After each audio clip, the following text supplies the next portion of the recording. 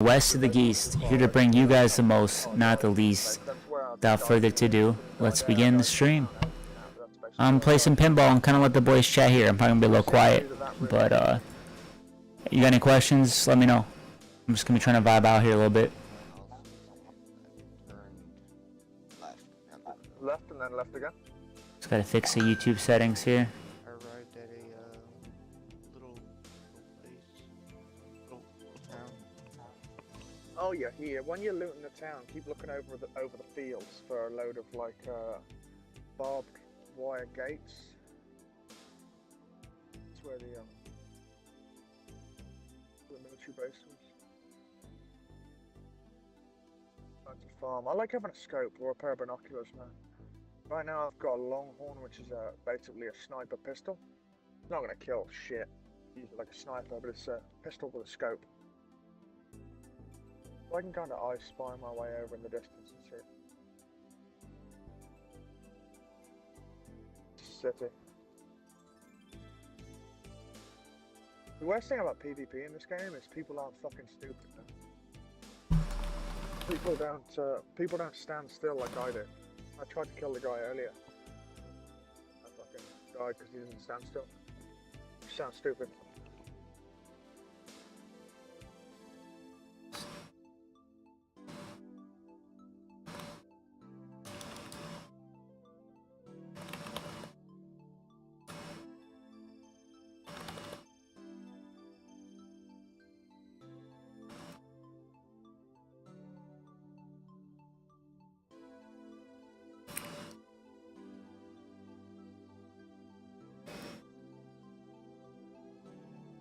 Where's mine?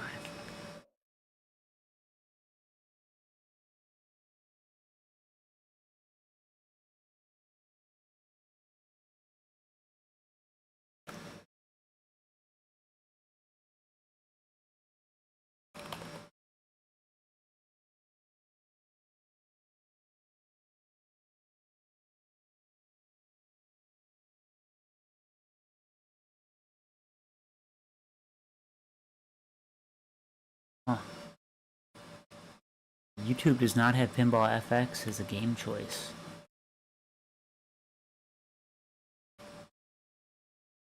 I don't know why.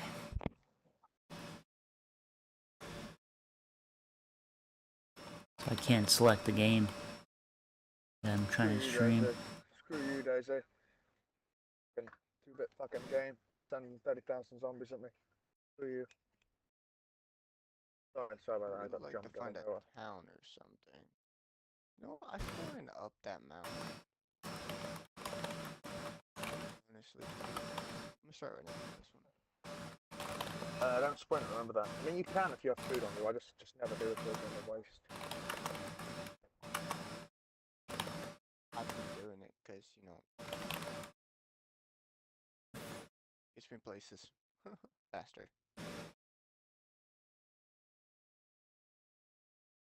You can just walk though. I never need to get somewhere that quick. I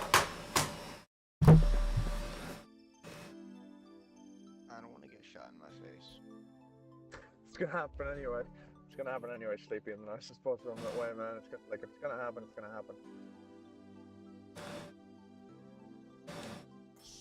I haven't even played this game forever. I'm still top 100 in the world. I'm 68 with the shitty score. Really? Yeah, I guess so. That'd be a shitty score though, no? I mean, it's a hard ass fucking table. The new Pinball Fx game, this physics are just fucked. Yeah, I think we were talking about it before. How they're off. Is the ball? I can't remember. Yeah, it's just more bouncy now. It's just quick as shit. You're looking, all of a sudden you're like, whoa, what the hell happened? Yeah. How's the guy just drove up on it?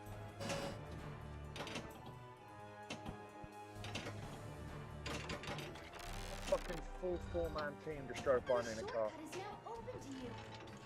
That doesn't sound nice, fun at all. That's not a town, though. There's no way it's not a town. Oh, I hate spiders. Spiders? No match for my Get slingshot. top of it. They weren't like super good, they didn't sing or anything. I also just found some bullets myself and stuff, so let's see if I can drop one. It'll be good.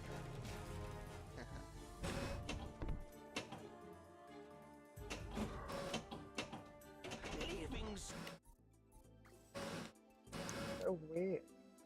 It's so weird to see a function. To the sorcerer's lair.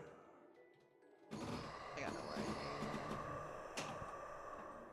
Right next to two fucking towns.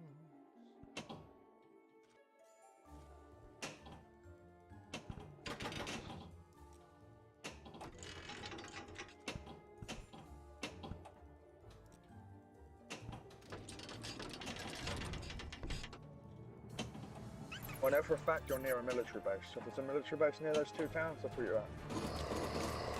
I don't see Whisper anywhere. What's a good thing I'm walking?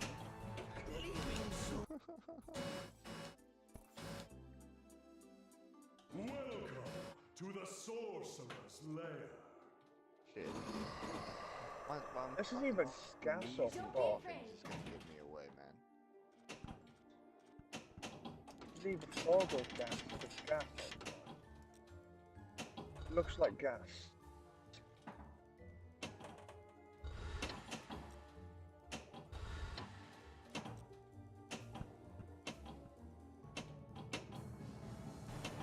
There's no reason to go into a contaminated zone.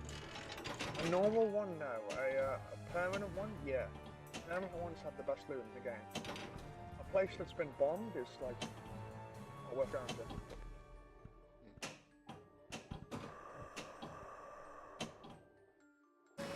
Place that's been bombed is not the bomb. The permanent one, yes. I'm good, sir.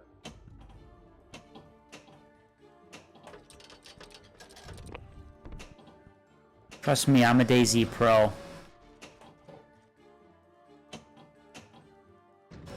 Locked.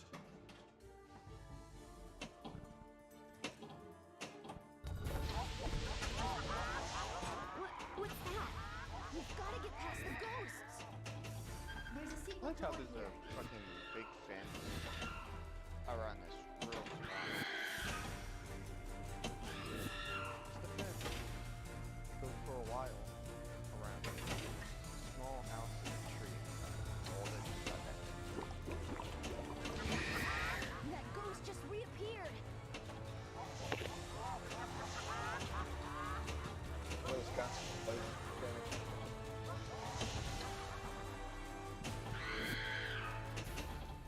You can steal people's cars. I've done it before. Want to hear something useful, Joe? If you put a fireplace on a road, it'll completely stop a car when they drive over it. That is 100% true. They fixed that shit, man. Oh, they did? Yeah, they changed it, and I fucking hate it for them. Oh, It's so funny when you just see a car going Mach 10 up a road and then just idiot bang and just stop. interesting.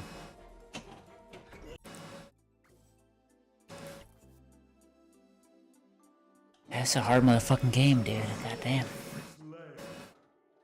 What one you playing? Yeah, pinball. Here or pinball? Ah, I'm playing the new school, old school pinball, not Demon's Tilt. Come on. just got sick of Demon's Tilt or what happened there? No, I didn't get sick of it. I just have a better score than Canyon right now, so there's no point. To the He sorcerer's feels the exact same way, by the way. He's doing the exact same shit. He's playing the shit out of it, and he reaches score, he's like not touching it.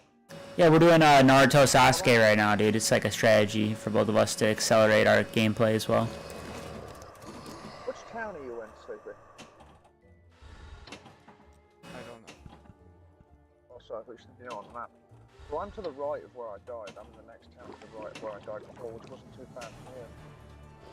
extra hall is lit. Find out where you are. Super combo. Yeah.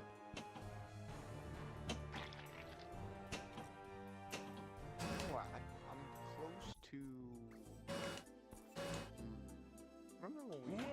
last time we played at that camp. Oh no, man, I don't feel it.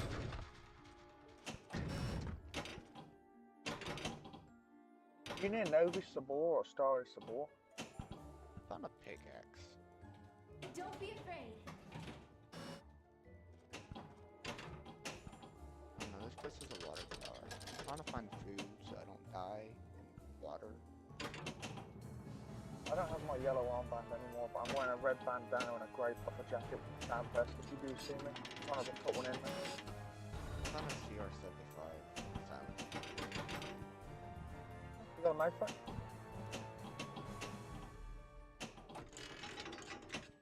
It's 380 ACP is my only issue. Whisper isn't here yet.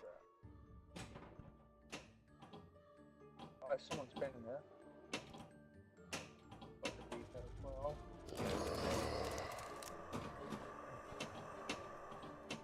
You're good at this stuff. Can you solve it? Yeah? Just watch me.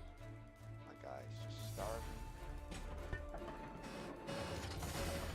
Oh, you haven't found any food? Come on. Oh, you haven't found any food.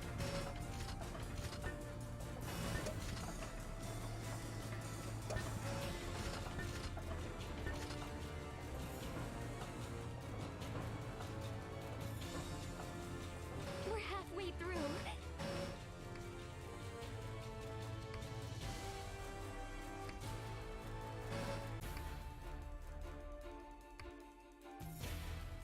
Piece of cake. Magnificent! Yeah, no, I totally didn't think that was a guy in panic looking absolute fucker. No, if all just happened. You seen anyone besides the guy you killed so far? You are not welcome here!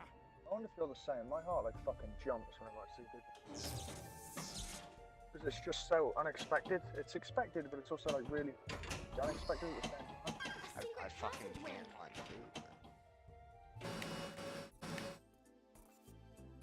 Nothing in these houses. Food. To the They haven't even been sorcerer's looted. lair. It's just there's no food.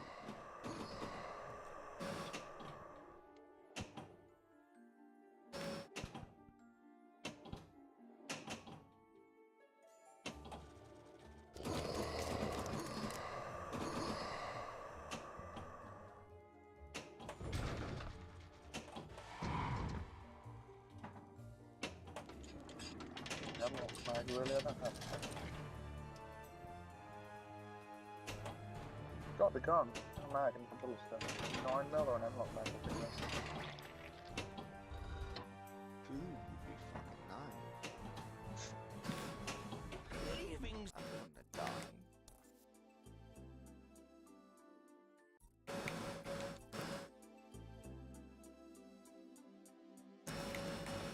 Someone has taken it. That's crazy.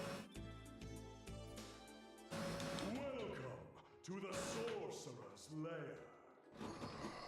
I have 15 round mag, but no bullets.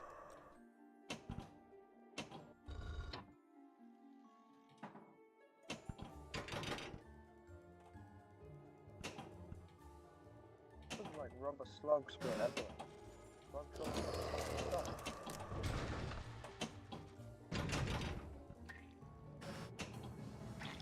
A, they're slugs, and B, they don't fucking kill people. Damn.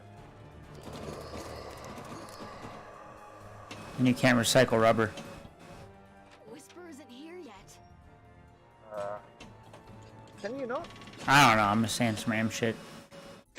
I'm probably wrong. I think you recycle tires though. They don't really recycle them, right? They got pretty much get used for art or yeah. And third world countries use them to like build houses and shit. Third world countries fucking drive on them. There was a scandal in England before where they run a tyre through a machine that could see how many times it had been driven on. Don't ask me how that works. And they said it had been like switched over 27 times or something. It's pretty badass. They sent it to a third world country and then sent it back. And they make a business out of repurposing them. We gotta make them do it. Come on, there's no more food. Welcome to the sorcerer's lair.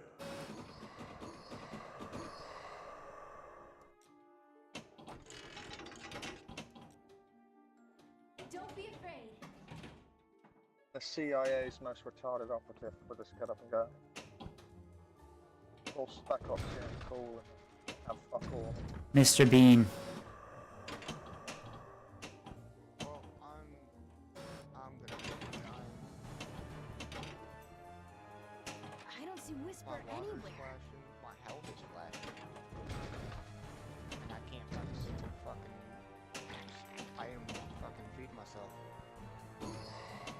It's just a really big stroke of bad luck, man. I don't know what else to say besides that. If you've been looting the town and you just can't find it, that is kind of crazy. That happens all the time. Yeah, now and then you just get a town devoid of resources. He's saying it's not even devoid, it's just physically got no food. Well, it's got everything else, it's just got no food. Gotta eat your shoes, bro. You just use, bro. I played enough DayZ now. I got like I got some time in. I've been playing a little bit solo and stuff, and it's fun. Fun game, solo. Yeah, it is a fun game. And solo's nice. It's all part of the journey, man. Like, you just gotta figure it out. Okay? You die and you try again. Skeletons! Run! Let's get out of here. If there's a helicopter crash, it's like... Is there smoke cleaning through it? No fucking clue. There's more hose. What's gas? Fuck something.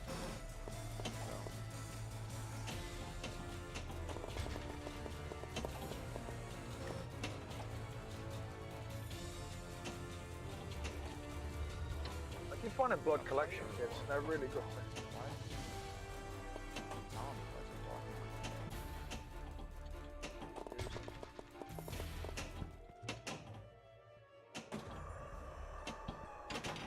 My cat is freaking out watching this pinball game.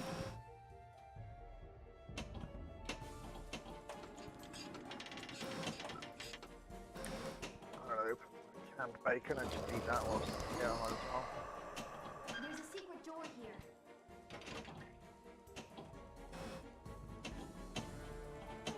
Canned bacon, like of all the things in the world, canned bacon. Alright, I was just gonna make a joke on it. Alright, kitty, I can't have you sitting right by the... Come over here. I think canned burger is worse. Welcome to the Canned burgers just canned beef. sorcerer's lair. No, canned burger. How about Prince Albert in a... Hey, do you have Prince Albert in a can? What? It's an old school joke. Prince Albert's a tuna brand. Right? And they used to call people and they used to say, We do, yeah. yeah, they say, hey, do you have Prince Albert in a can? And they go, yeah. And they go, well, you better let him out. Yeah, that one, yeah. I'm fine with that.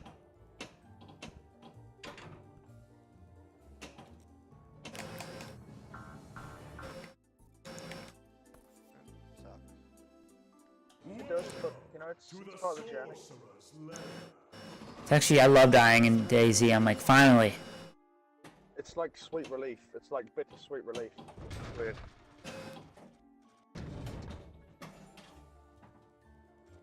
Put me in a new town. Like I don't like dying. I'm not against it. There's a difference there. If I did nothing wrong, All locked. like or if I cause myself to die, that's fine. But if I get killed, if I die due to a bug, that's nothing. Put the game down.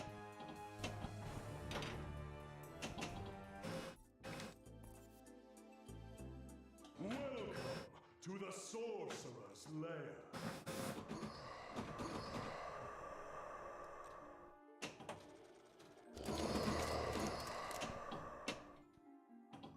I get why I'm still top 100. You have to be sadistic as... You have to be masochistic as fuck to play this game, dude.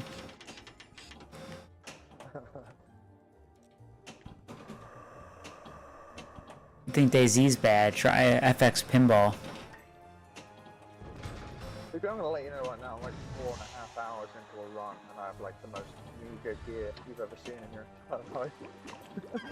I have the most. As soon as I went to a building, fucking 80 zombies decided to run at me, so I had to hurry up and close every door. But then they got in, Great, let's go play us. so I had to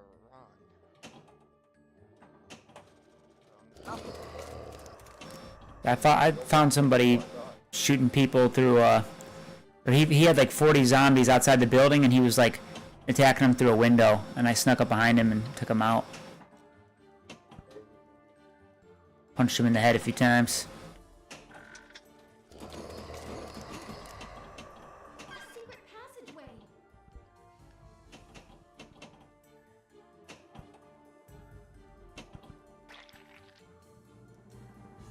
I don't see Whisper anywhere. I have a radio on. Literally the most useless item in the game, by the way. The only thing that's actually worse than a radio is the big backpack radio. Oh. For crossplay people trying to talk to their teammates. Well, I know, it's like it's just so... There's so many different frequencies, you never really find them. If there was one frequency, it would be like... Because then everybody would be talking on the same one, you know? How many frequencies are there? It's like a real radio? Like 4 or 5. No, it's like a real radio, which is fucked, but there's like 4 or 5. Let me pull one out. Yeah. The whole point is so you have a team and you get it set up so you can talk to each other and shit.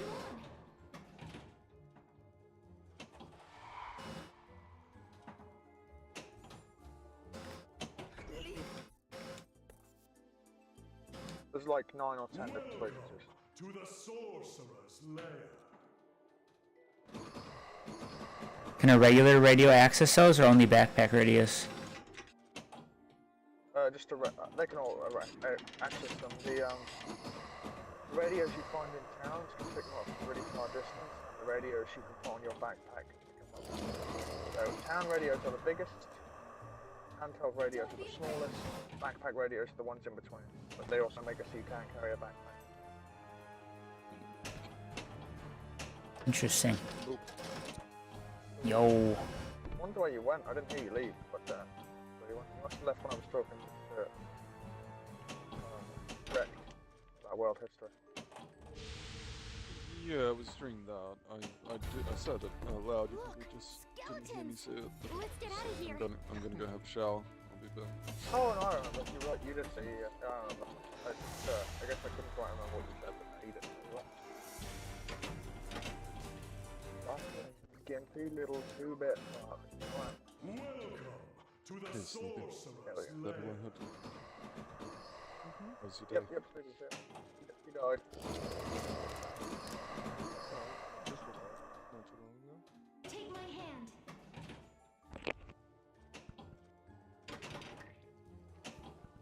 Whisper isn't It here works, yet. right?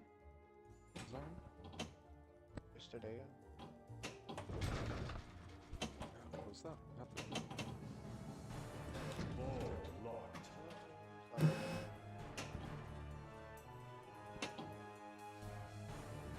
He said he's dying to do it again. He can't wait. yeah, no.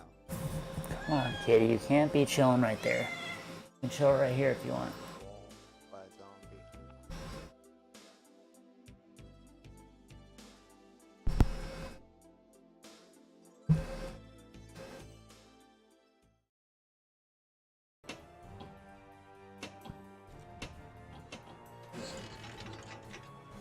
Which it is indeed. Yeah, I'm back. This time it's personal. How's the? Oh, you're back on. You're back in multiple senses. You're on Pinball Fx.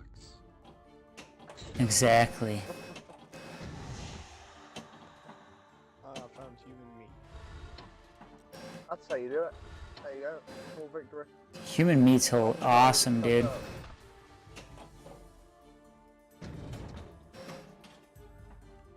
Cannibalism. cannibalism in this game is good, but it's just not sustainable is my issue. If I came across so many people that cannibalism was sustainable, I would totally play it. Yeah, I guess you can't cure this sickness from it, right? You're officially gonna die if you eat people. Yeah, you can cure the sickness. You just need a 22 caliber round on it. I see. Anything above that will be just fine. You gotta kill yourself, huh? Yeah, I think you should go back to the coast. The way to do it is, I don't know, when I played on it, I played with Stella, where like, the airfield was super populated. So cannibalism was viable there, because every time you went to the airfield, you killed like 15 people in each. Passageway. But unofficial, it's just not viable enough. And I don't come across enough people when I get up north to... Dude, you can like stack human steaks for days, dude. You're not wrong, but like, are you going days without finding food? If that's the case, you probably shouldn't be up north. It does. Yeah, it does depend. Like, I've never been up north. Never made it that. I was close to getting up north. When I was at that tomato farm, I was like, oh, I got food. It's gonna last forever. Boom, all of a sudden it says you're dead. I'm like, what? I got sniped. That's kind of tomatoes. It's funny. That's just, like, if you did dedicate to being like a cannibal or whatever, and you went up north, you'd be this fucking like up north cannibal who has to like drive down in a car every like 3 days to pick up some freshies. Isn't eating people a death sentence though? Because I read online and it could have been a bad article, but it was saying like there's no way to cure being sick from cannibalism. Oh yeah, it gets worse, that's right, and it gets worse over time. You start shaking, you can barely ADS, you start laughing, which can sway your position really quickly. Hams was telling me you can wear a muzzle. It doesn't kill you you. can put. You can. Just so Joe, if you're laughing like that, you can. You know how you can like tie stuff. Oh, you can gag yourself. Like tie. Yeah, you can gag yourself. And, like, be able to- Even creepier, right? You hear like some muffled laughter. It's so great. I guess a lot of people on PC say that if you see someone who's got career, like you're never going to be able to be friendly to people, but it's super rare you're friendly up north anyway. You've got to be fucking mad to start having verbal communication with people up north. If you sneak up on someone and you can like talk to them and you haven't shot them, I don't know, that's weird. Down south that's good. Up north, everyone's so geared and everyone has gear fear through the roof. Gear fear, nice.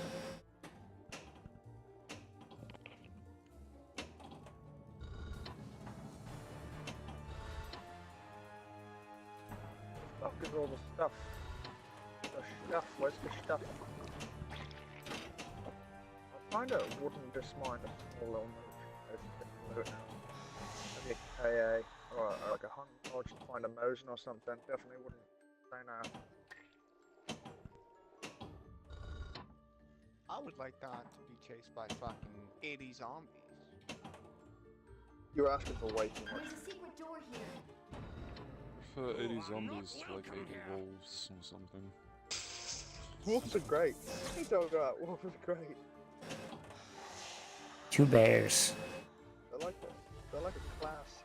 Bears can get fucked. Bears are hilarious. Bears are hilarious. Just like, oh, there's a bear. I hear a bear. What's up? Yeah. I look around the corner. It's running at me. I'm dead. Hooray. It's like an absolute, like they're juggernaut units, man. Like you see one and you're just like, oh. Yeah, it's like the most frightening thing in the world.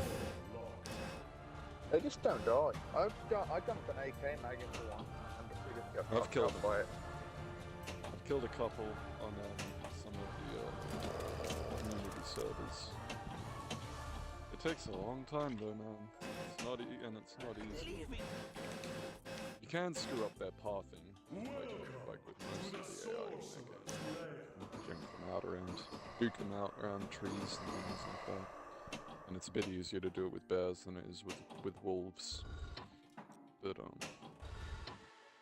yeah, if he manages to get a swipe in while you're at dumping mags and fuck. Let's find someone's truck. Radioactive bears.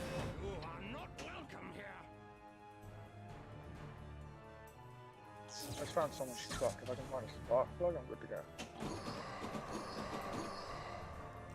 It's not good to steal, Joe. Even in the Yeah, apocalypse. I'm taking all his wheels off right now. Welcome to the sorcerer's lair. You gotta do a moral run. Just a simple farmer. Come on. You're a madman if you're doing moral runs on DayZ, man. That's like the end of the story. You're fucking mental. That would be that'd be a pretty cool thing to do though. To try and do like a completely like just be a farmer for your run in DayZ. That'd be pretty hilarious. Just try and cultivate like a whole town or something like that. Hey everybody, you guys need some food?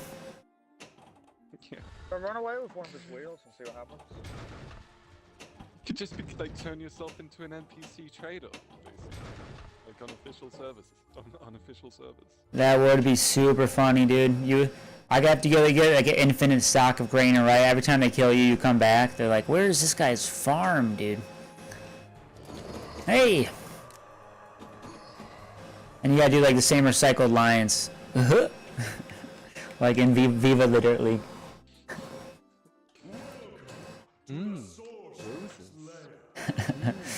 Roses. Whisper isn't here yet. Real question here is, why is it there? Of all the places to park a truck, I know I'm gonna die standing in this truck for too long. Whoever's nearby is definitely gonna kill me and take that truck back. I get the feeling he parked it there and then logged out with the spark plug in his inventory. No, we never know. You just gotta keep looking around. And move as quickly as you can. Just can't To get the away, man. sorcerer's lair. Cool. There's another 80s, same 80s zombies that chased me from the whole fucking city. Chase me again. Ooh, chase me.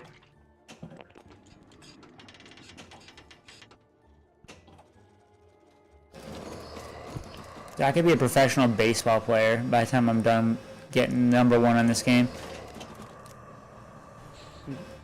Could be, but where's the fun in that? You did pick pinball for a reason. I mean, like I'm saying, my eyes are. The ball bounces so unbelievably fast off of everything that I'm tracking it with my eyes, and it's like, it's gotta be some, you know what I'm saying, some wacko fucking processing power. Yeah, the reaction times. Crazy hand-eye coordination going on there. I want to see you balance that ball, man, on the tip of the paddle when the paddle's up. You put the paddle up and just perfectly balance the ball right on the tip of it. I've done that. Make it do a little spin. Dude, Demon's Tilted balanced on a bumper yesterday. It was just sitting there. I was like, holy shit. Oh, that's dope.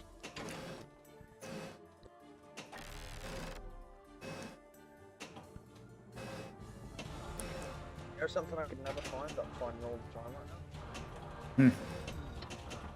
Red head torches. I have something to do.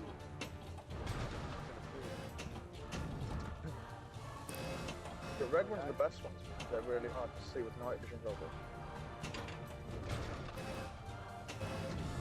That's why you want the red ones, but To the sorcerer's lair. you get the iron. That's what I get for not being able to find food. What you get for starving to death. Fucking looted. That's what you get. They have. This is the thing though. No. The place I'm in right now is the exact same.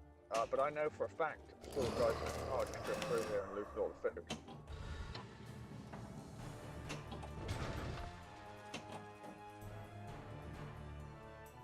There's weapons, there's ammo. Fucking everything but food. You are not welcome here. No way. Now this place is better.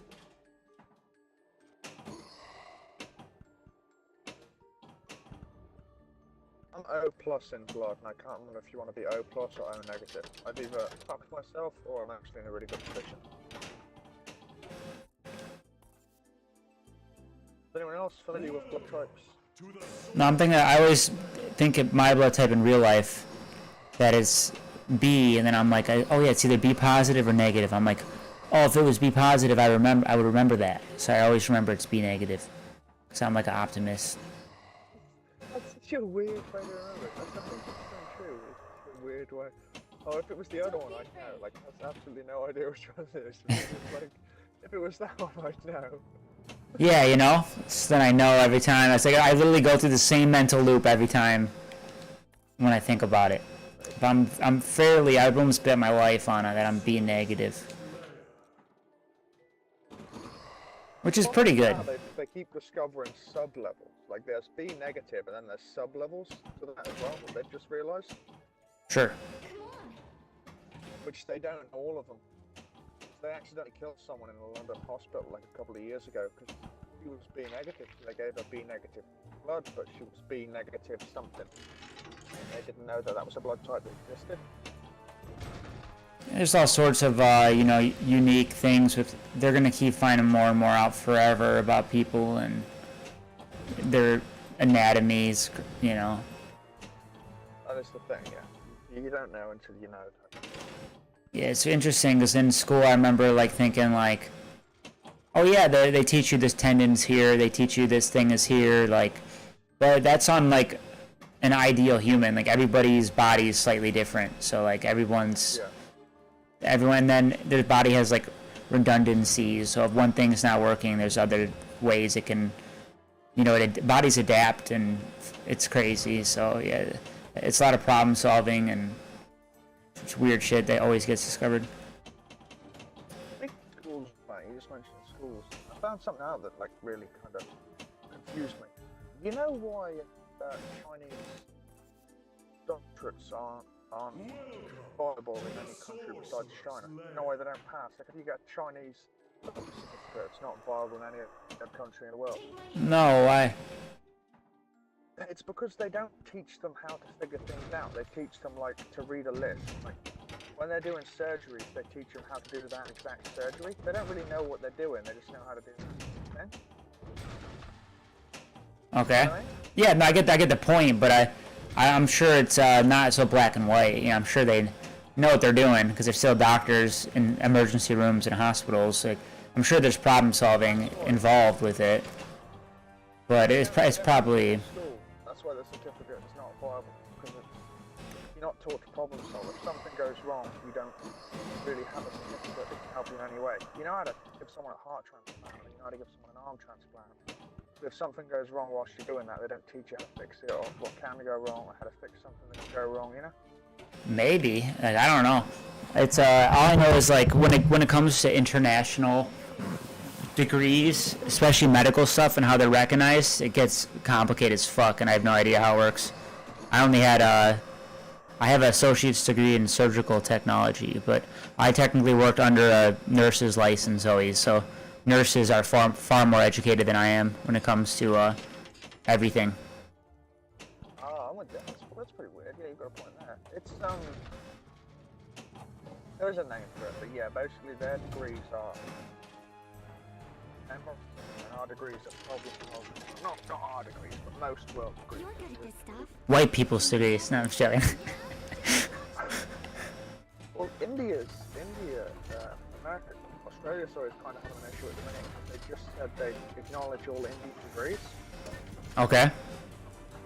But the problem is, India has like thousands of colleges. So they have loads of fake colleges as well as actual colleges.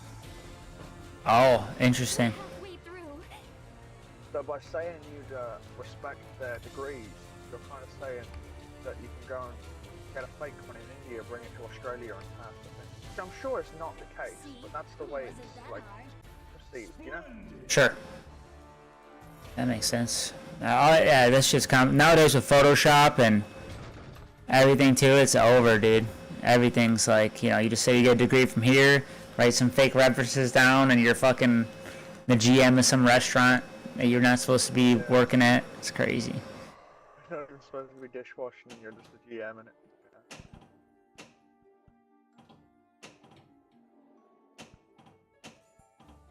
And with AI, dude. No, I'm sure that's not the case, but that's definitely what it's being perceived as, and I can understand people being frightened of that.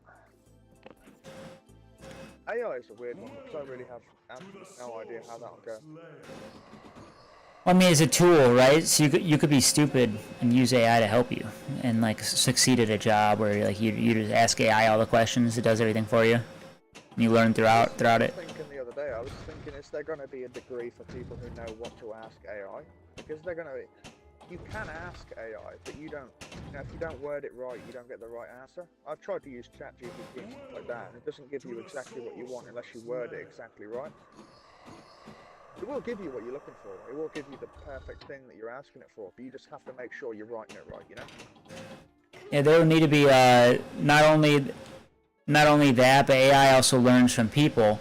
So you know, you got me talking to AI, then you got 100 jihadists talking to AI, and it's learning from all those sample sizes. So there's going to be people who know how to talk to it, and there's also going to be handlers. You have to make sure that the thing is getting the right sorts of information.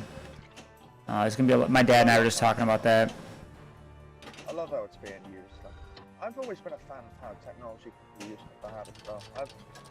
I find it absolutely hysterical when they raided the Al-Qaeda hideout and they found like 100 PS3s and 100 Xboxes, and they were teaching tourists how to fire a gun on Battlefield 3.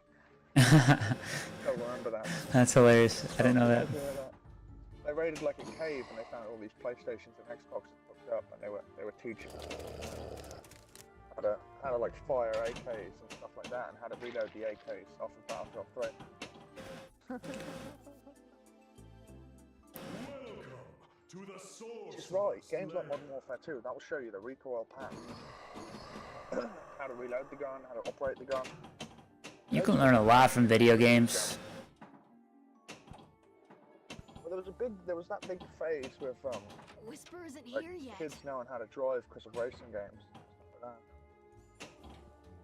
that. Or like locksmithing, and even like, you know, a lot of games dumb it down now on purpose. But you know, old school Morrowind or whatever, you're literally lifting tumblers, and they have a shear line. They have like a lot of relevant knowledge, which could help a lot of people break into houses. I didn't know that. It's great then. Oh yeah. I was looking at lockpicking the other day. It was something I was interested in, not for like, I don't know, you're not going to really rob people with lockpicking, but I was just interested in You could. You could, you're 100% right. I'm not gonna. I'm too lazy. Well, and you want to get shot. Everybody's got security cameras in their houses nowadays too.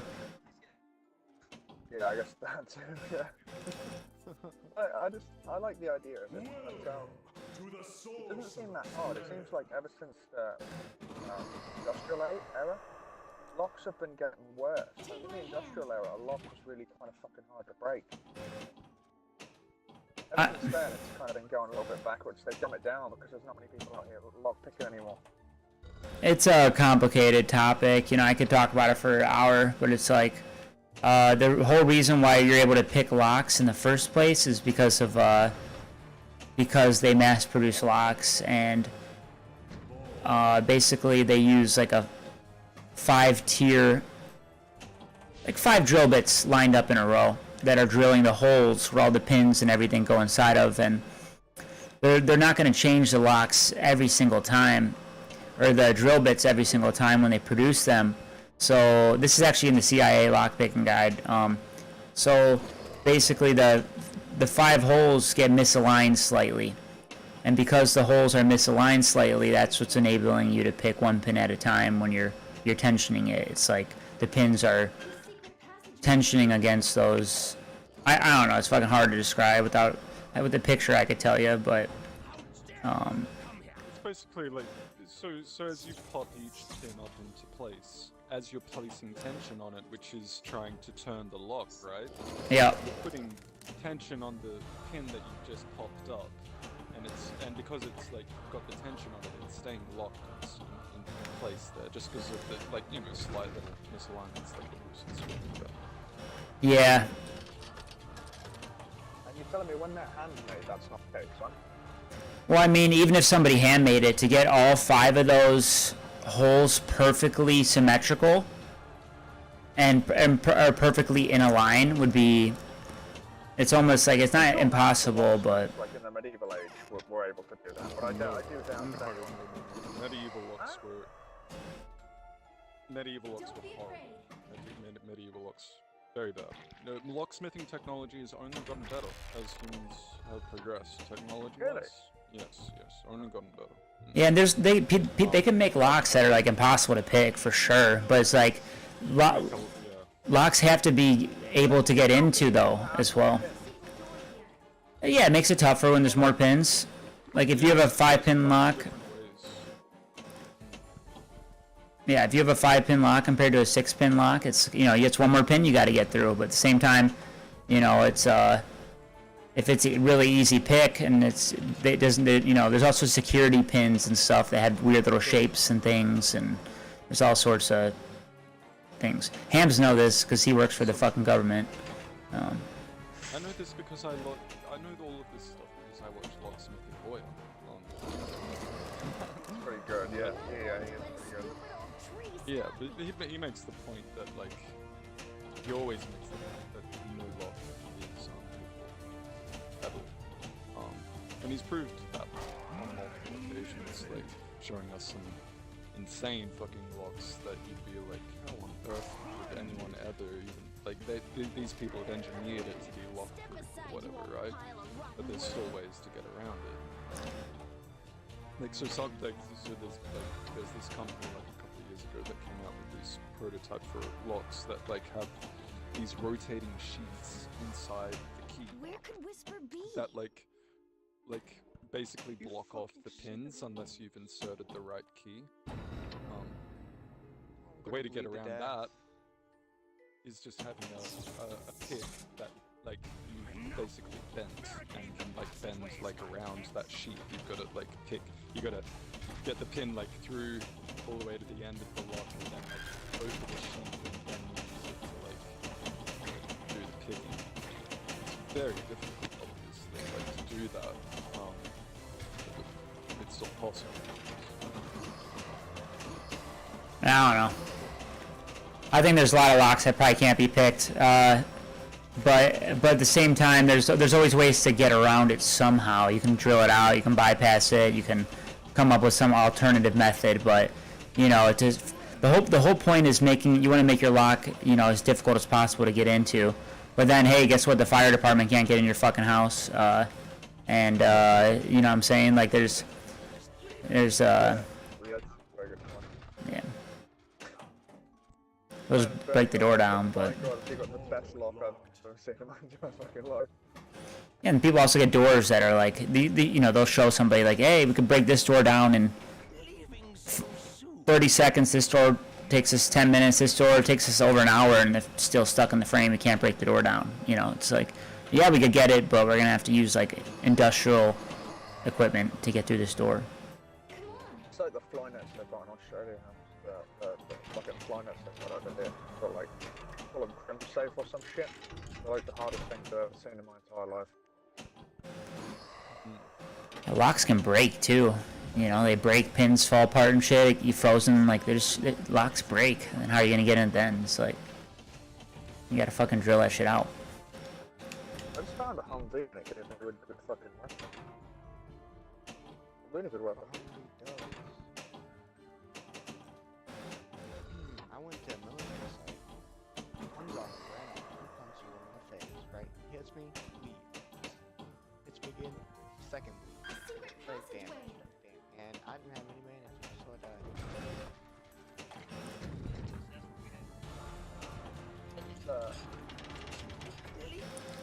Play a game like that, I boss. was running around fucking To the sorcerer's lair. What are you playing, a zombie game? no loot. There's no loot in the town. Nothing. You gotta kill zombies to get loot sometimes. That's one of my favorite ways. Don't be afraid. Zombies always drop food and equipment. Fucking 5 military zombies. I found 1 bullet on it. That's funny. What kind of bullet was it? 5.6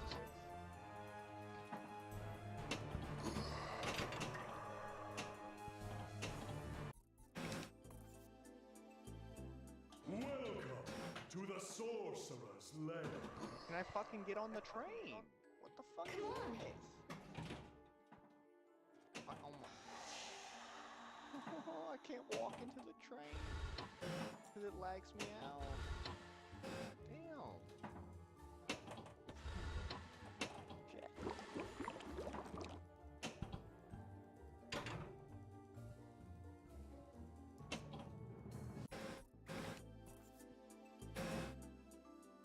Welcome to the sorcerer's lair.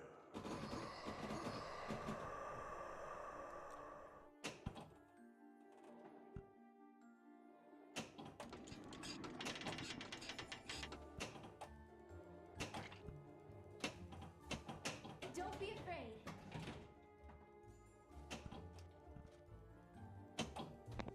Does anybody know if I have to put a water bottle suppressor on an SK or can I put a standardized suppressor on it? It's over my head. I'm not that good at the game yet. You going, Hams? Sure, water bottle. Sorry, what? Yeah, water bottle and a Can I put a ducting standardized on? a suppressor. To the Yeah, but they can't put a sorcerer's standardized lair. suppressor on an SK, or is it just water bottle suppressor on an SK? Take my hand. Oh, I have no idea. But why are you asking? Why did you just try it? Oh, I haven't got the standardized one, but I have a water bottle, but I'm not going to do it right now. I was just genuinely wondering. Oh, okay. Like, there's a bunch of different kinds of suppressors for different rifles. Like, there's a bunch of suppressors that are the equivalent of the standardized suppressor. Yeah, there's But they're for different guns, standardized, which so- is for Eastern guns, and there's normalized, which is for Western guns. There's bottle suppressors, which are usually just for snipers. I know you can put a I bottle thought you on could. any No, gun. you could. Yeah, you can put a bottle on any gun. That's the only thing about the bottle ones. But otherwise, yeah, Yeah. you've got like, specific suppressors for specific Don't be kinds afraid. of guns. They changed So- the yeah. they changed the Western suppressor to be a gas tier only suppressor. Do you know that? You only find them in gas. So you can tanks only find. now. Yeah. Which is rough. Welcome to the sorcerer's Tier 4 is lair. weird to me, man. Tier 4 is great. Like, LAR is a tier 5, which is helicopter drops. But tier 4 is like C4, stuff like that. Which I found. I found some C4 once. When I killed the guy months ago, it was... Yeah, I'm pretty sure it was on Xbox. Yeah, when I killed him on Xbox, he dropped a C4. And you rig them up. They're really fucking weird and annoying to rig up. But they'll kill anyone, like 8 meters away. Tap on that fucking thing that's pointed towards you, especially, that'll drop you from like across a fucking military To the base. sorcerer's lair. Crazy. This A door. small one, that is. You can't open doors, but come on, Buck. You also won't be able to put anything in your hand. Unless it's lockpicked. Is it making a weird noise when you try and open it? Yeah. Yeah, it's locked. Someone's used a lockpick on it. Well, they put it on both doors and left one of them fine. That's so fucking weird. You can punch him. He's probably logged out in there. So that way, if he logs back in, he'll be able to know if it's kind of like an early warning system. I'm about to go and loot a castle. I'll tell you how that one works. You ever stepped on a landmine in this game, Snoopy? It's funny as fuck. You either just die immediately, or you'll just be walking along and all you hear is bang. And you just wake up 5 minutes later with 2 broken legs, bleeding blood. Ah, more legs. You ain't got no legs, Dan. Exactly what it's fucking like. Crawling around trying to find. Whenever Christmas is near, this game adds a Christmas tree thing in the middle of cities, and it's like really easy to get loot from the Christmas trees. Oh, cool. But in the same breath, people that like.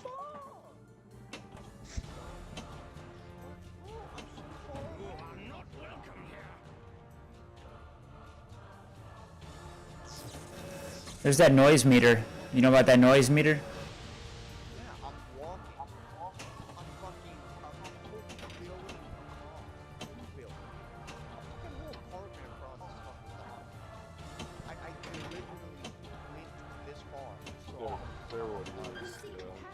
He was sniffing you, man. I don't fucking get it. So, walking slowly, walking extremely slowly, right? Like not walking at full walk speed, but walking at like slow walk speed is as loud as crouch walking. So you can do either or when you're trying to navigate around zombies. But at the same time, their sight lines are also kind of long. That is almost like full hearing lines on. So Oh, they have sight and hearing? Yeah, that's sight is the most annoying thing about it. Oh. When it's raining now, you should be able to fuck them up with silent melee. If you have a knife, just walk up behind them and heavy attack them. Kill them in no time.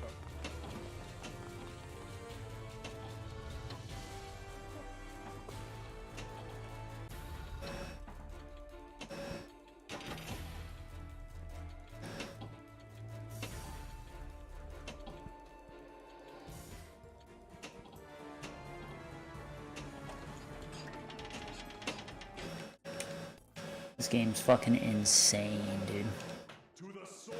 You think DayZ's hard? Try Pinball Fx, dude.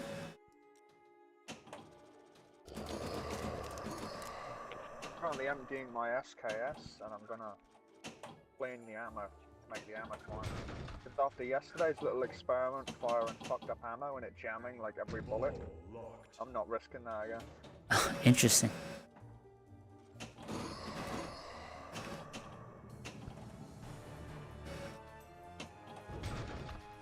Combining rounds is the way to go. Combining rounds makes everything like warm.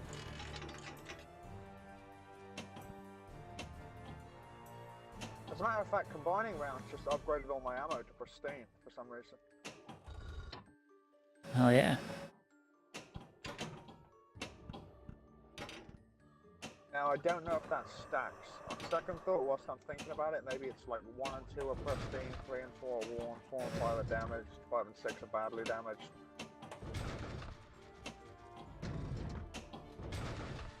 There's a car here. Someone put a car here. They can... Holy shit. Welcome to the Sorcerer's Lair.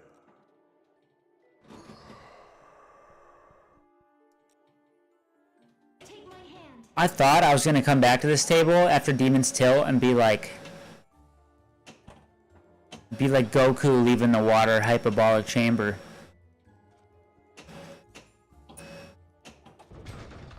But instead I'm like a baby.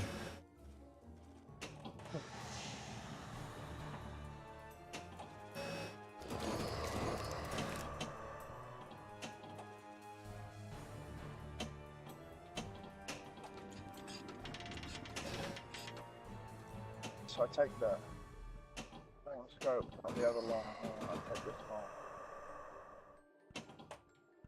Clean it. It's gonna love some hates me at the same time. I've been needing that. I was just about to say, fuck, I need a weapon repair kit, and I killed a zombie and he got the weapon repair kit. They're coming out for you. Where could Like a Whisper Star be? Wars in the middle of nowhere. It's something's gotta be good for someone. And also be good.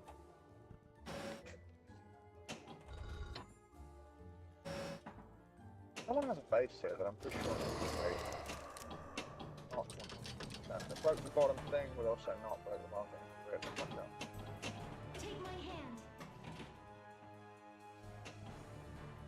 I guess what I'm trying to say is I don't know if it's worth it for me to stand there and keep the bottom gate down.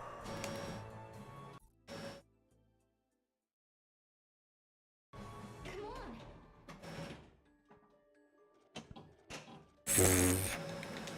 My fucking gosh, even this house is fucking Welcome to the Sorcerer's Lair. out all the way up. I'm at the point where I just want to try spamming the flippers for an hour and see if I can. That's the right answer.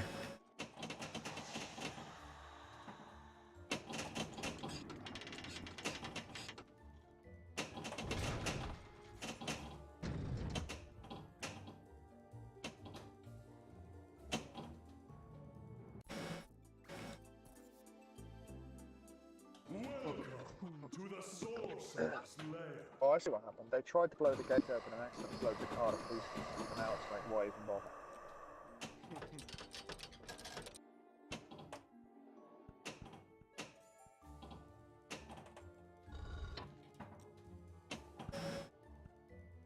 Would it amuse you to know I'm heading over to I'm pretty sure where you died?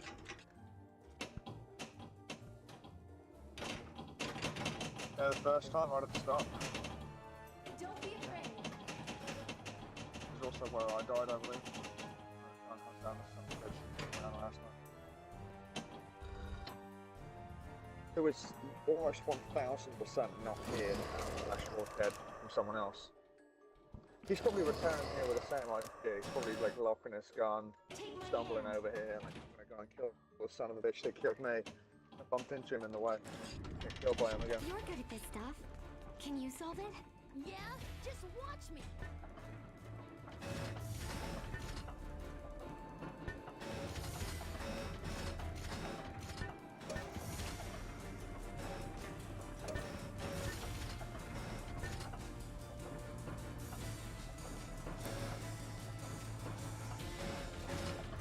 We're halfway through.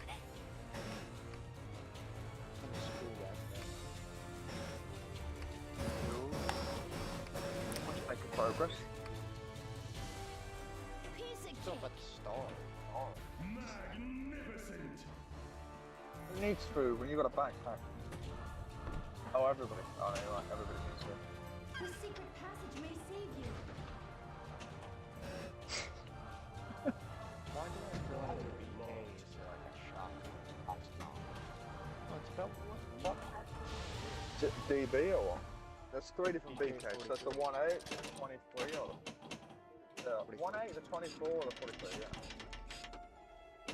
Shotgun. I'm gonna freeze to death, even though I'm actually wearing really warm clothes. Figure that one out. That's what happens to me. I'm fully geared up. I'm fully clothed, and then I get a cold. And I'm like, how do I get a cold? And it's like, oh, you got a cold from sprinting. Because the wind. I'm like, what the fuck is with this game, dude?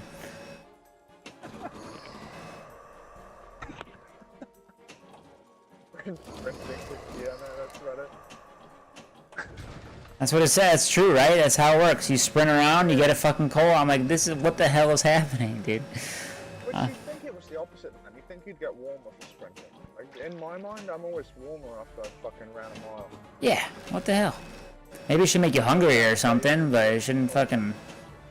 It makes you out so much hungrier and thirsty. But it's because I'm cold at the minute, I'm losing 3 food whilst losing 2 water.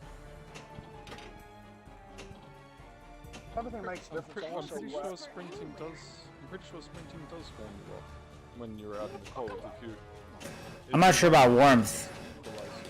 It'll at least equalize your temperature. Like it'll stop you from your temperature gauge from being all the way cold.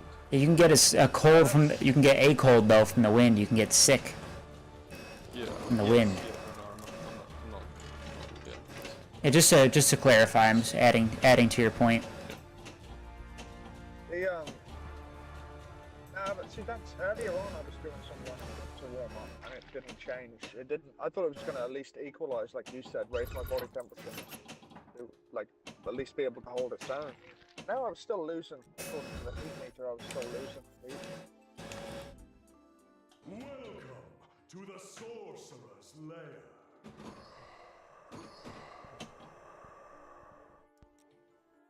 Got an M1911 and an SKS. And a Longhorn. Which I'm definitely gonna fucking shoot someone with if I have the chance. The Longhorn is fucking 308 win. That's gonna kill anyone. I'll put a man with a plate carrier down. I tell you I nearly got run over about an hour ago, Hans. I'm sat looting a military base on the side of the road, and a 4-man geared squad comes right by me in a car. Like middle of nowhere. There's no reason for me to do that. They just come by me in a car. Welcome to the Sorcerer's It's like Tenacious D when he's sleeping on the park bench and all the fucking clowns come up out of nowhere and start roasting him.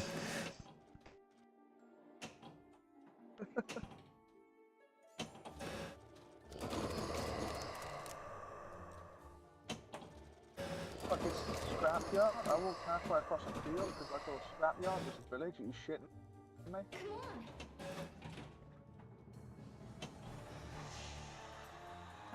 Oh, it's either Novi or Sorry. I went from Sorry. Sorry.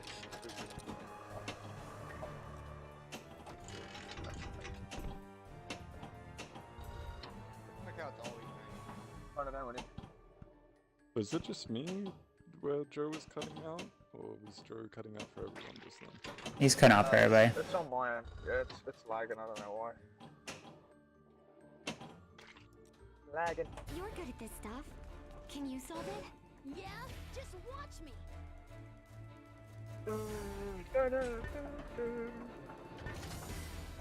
I think the high scores is so low because everybody who plays this game has a fucking seizure and dies, dude. The ball goes so fast. It's much more intense than Demon's Tilt. Halfway through. Interesting. I like that. So you enjoy that. Piece of cake. Splendid!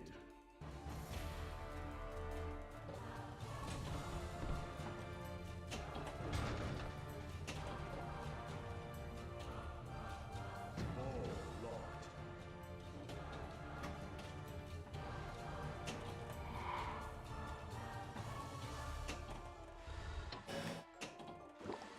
The secret passage may save you.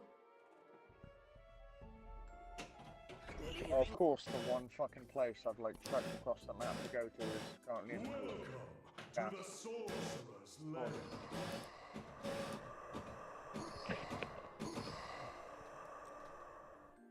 Take my hand.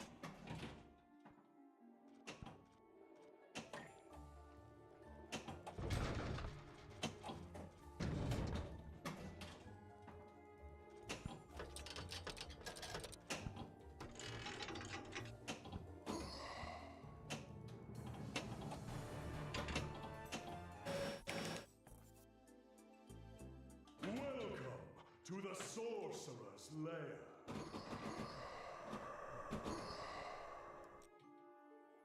Take my hand.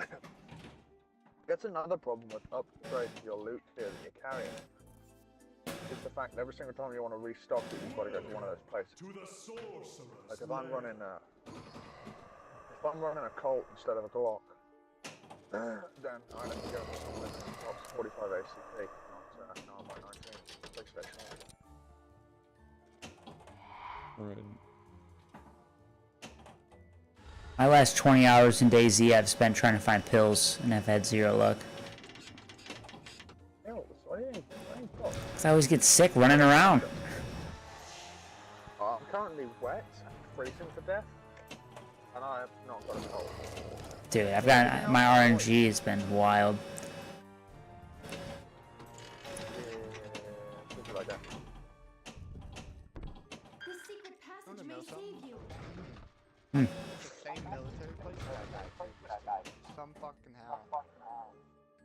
Wait, what do you mean? The one you died the first time in, where you starved to death, or what?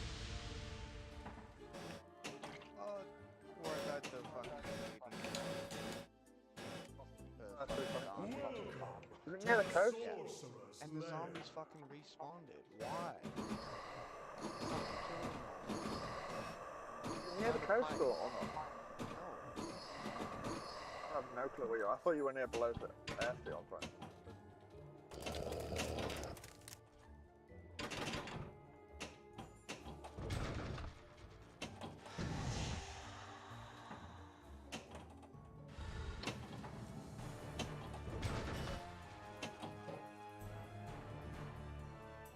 All locked. Not like it really matters if I kill all these zombies unless one of them has fucking food.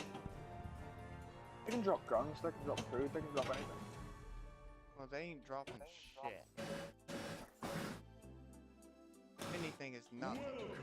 And of To course, the yeah, sorcerer's lair. and fucking.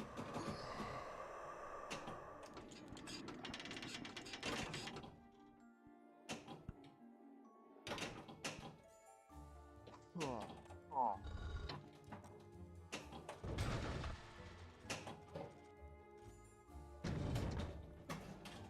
Yo.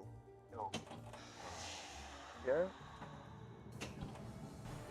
Is he talking in game chat? You know what I mean? Don't be afraid. I don't think he knows. You've got to like hold the button down to talk in game chat.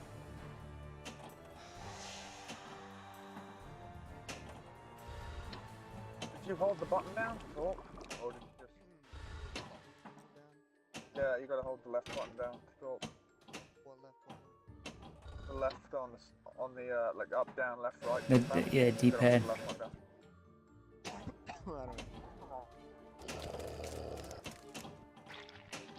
No, don't do it. I'm gonna stick around on it. I enjoy it. Yeah, I enjoy starving.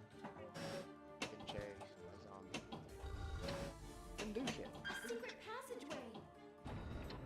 How dare you come here? Whatever floats your boat, man. Whatever gets you groovy.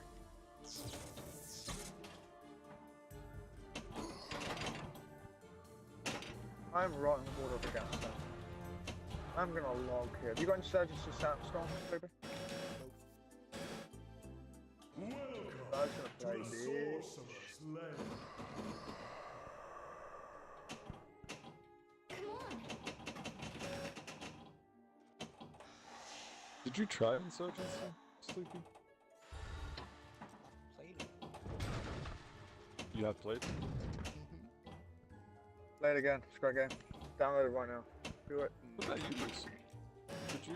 Did you play it? No way, man. Why I not? haven't tried it yet.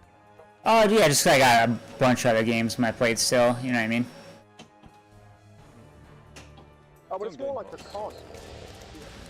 It's I'll never buy Game Pass to the day I die, dude. Not me. Nah, I know, I'm just joking. That's what I used to say. You got anything? But, Seriously, have you got anything against Game Pass or? Dude, it's used to... He's got it. Yeah, no, I know he's got it, but I like, I Oh. don't know, I've got it. I don't like Fallout first, but I still buy it whenever I play Fallout 26. Yeah, I think Game Pass is, you know, I didn't really hate it. I just was more talking shit just to have fun. Just making it like my thing, you know?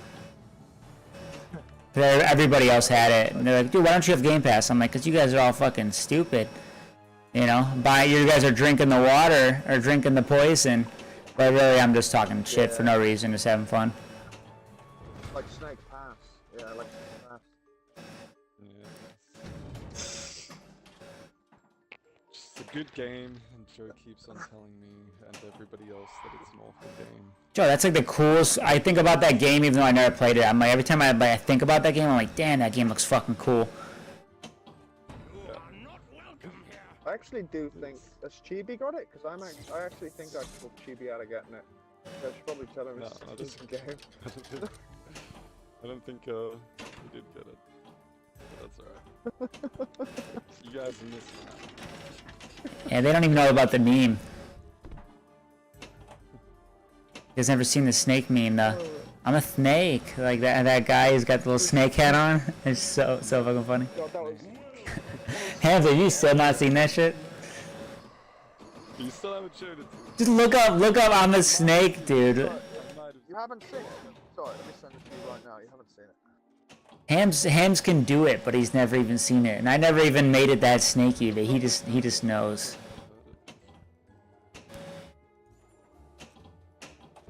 I want to do some acid and play the snake game, dude. I'm just gonna send you the first link that popped up and looked like it was the right one. It's some dude with a little green snake hat on. It's super fucking funny. Yeah, but the original's a minute and 23 seconds long. Oh, it's that dude. Is it some chubby white dude with the snake hat on? Yeah, it's like fucking long. Oh yeah, that's it. I'm a snake. That was everywhere when the hunt snake event was on. How have you not seen it? I don't know. Snake. I mean, Never seen that. he's vibing is what he's really doing though. I've heard like a million people reference it. That's where I've heard it from. Yeah. You can see him like he's serious. He's really trying to get in that snake vibe, dude. Yeah. That's why I like it. Over a minute long. That's crazy. I don't know how they have a minute to have hours a minute. Welcome to the sorcerer's lair. Oh, I just got sniped. You're kidding me. I just got fucking sniped. Everybody's still on the roof and the guy shoots me.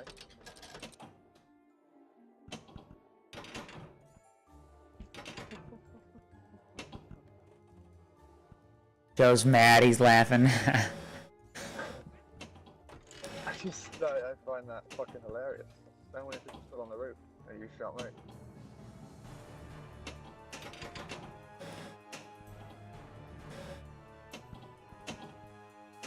Oh, man. Got a pistol.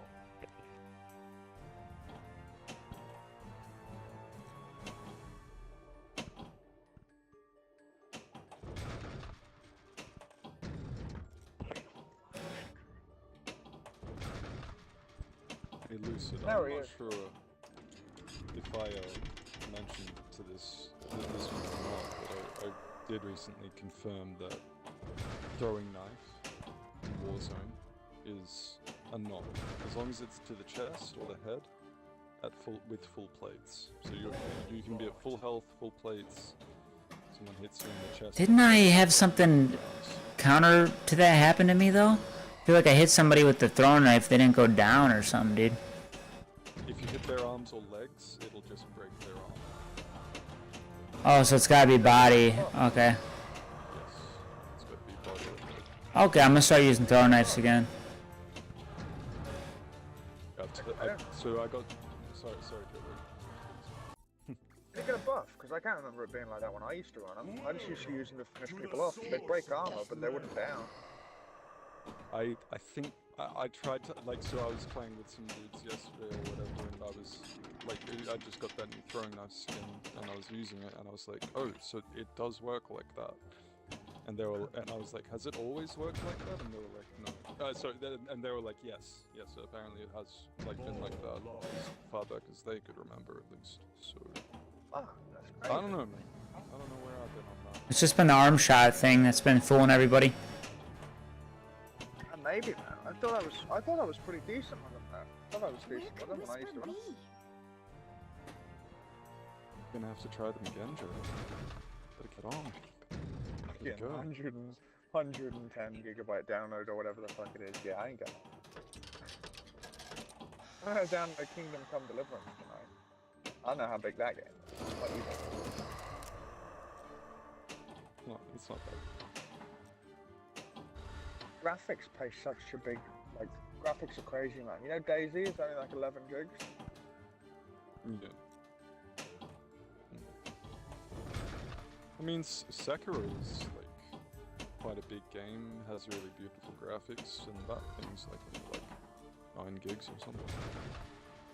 Pretty small. Oh my god. Oh my shit. Oh, don't shoot me again, you fucking bastard. Oh, It's more than Sorry. more than just graphics. It's a few different things that go into the size of the game files and things like that. It's not the size, it's how you use it. Yeah, it's an optimization issue, I believe. When most games are overloaded in terms of how large they are, I think most of that is unused. That's just COD is the only game I've ever played that I can say is overbloated. COD is it. I don't think so. I think it's comparable to any other game that's like it. Most of them don't really do a great job of having small game file sizes. Even though they're all online only games, it's crazy that yeah, I don't know. It's about to be bloated once they get Nicki Minaj in there, you know what I'm saying? Well, Chris, that. Nicki Minaj is coming to Warzone. Gonna add an extra 100 gigs just on her own. I meant she's bloated. Like her body. She's thick. Even though it's fake. Bloated as a No, I'm saying it in an unattractive way is what I'm saying, because I don't find Nicki hot. Because she's plastic or whatever. Bloated full of Botox.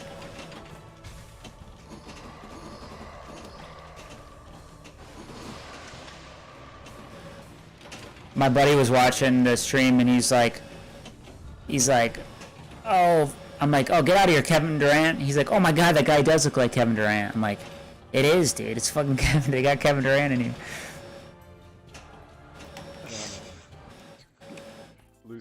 Lucid likes it all el natural. Swing low, swing chariots. Hey, it is what it is, man. I just laugh at the fact they have so many people in this fucking Call of Duty game. Yeah, Nicki Minaj coming to fucking. Are they gonna get Eminem next in there, dude? Like, what the hell? They've I already guess got Snoop Dogg and like Ghost as like a voice operator, isn't they? Snoop Dogg's coming in as the operator as well with the Nicki drop. Snoop was one of the first. Yeah, ones, actually. Yep. So you mean from Warzone 1? Snoop was in Warzone 1? Or I think I remember that. Yeah, Snoop. Yeah. He's coming to Warzone 2 as the operator. To the sorcerer's lair. I'm not surprised now. Snoop has, like, yeah. Don't be afraid. Snoop I don't have a problem getting So- any of the skins in that game. Yeah. No, that's not. The more the thing is that he's a fucking, you know, like just willing to sell himself to anything. Yeah, that's yeah. Man's gotta pay for all that weed. Anyway, He's got enough money. People all I have don't think enough that's. money. I don't think that exists. I don't think that's a thing, Hams. You're lying. There's no such thing exactly. exists. Yeah, of course. To the sorcerer's lair. That is the world we live in. Enough money, man. You're talking crazy. Money's a tool. What did dude? What you know? What? Fucking tell that to Crocodile Dundee, bro. Someone from your own stomping grounds. You seen that interview with him? He's like, money? I can't get enough of it, mate. I'm buying every lamp reserve from here I'll to. leave that one to. I'm gonna leave that one to Hams. That one to Hams right there. You know that quote, right? You know that quote? Yeah, but I'm wondering if Hams picked up on what you said there. To the sorcerer's No, yeah, but I feel like there's more like, you know, egregious examples of rampant capitalism in Australia than Paul Hogan. Yeah, that's what it is. That was what I was saying. Yeah, you called him Crocodile Dundee. Who the hell is Paul Hogan, dude? That's Crocodile Him, Dundee's that's the actual guy. name. I don't ever want to hear you say it again. You keep your mouth shut. The guy you're talking about, the one that got killed by the stingray. Yeah, the other guy. He was a good guy. Steve Irwin. Steve Irwin, that was who he was talking about, yeah. Yeah, Crocodile Dundee, Steve Irwin. Dude, am I mixed up right now? Oh fuck. Yeah. He's like as close as you get in the real life. Don't get me wrong. What was that guy? Oh, the Crocodile Hunter. Oh. Yeah, Crocodile Dundee is like more like, well, the famous Australian from the 80s and 90s, and then Steve Irwin's the famous Australian for the early 2000s. And I'm embarrassed. I take everything I said back. I'm sorry. No, you were right about everything else. No, I was just talking like that. Yeah. And he was a great guy, and that was exactly what he said. He wanted as much money as he could. He kept buying nature reserve, looking after him.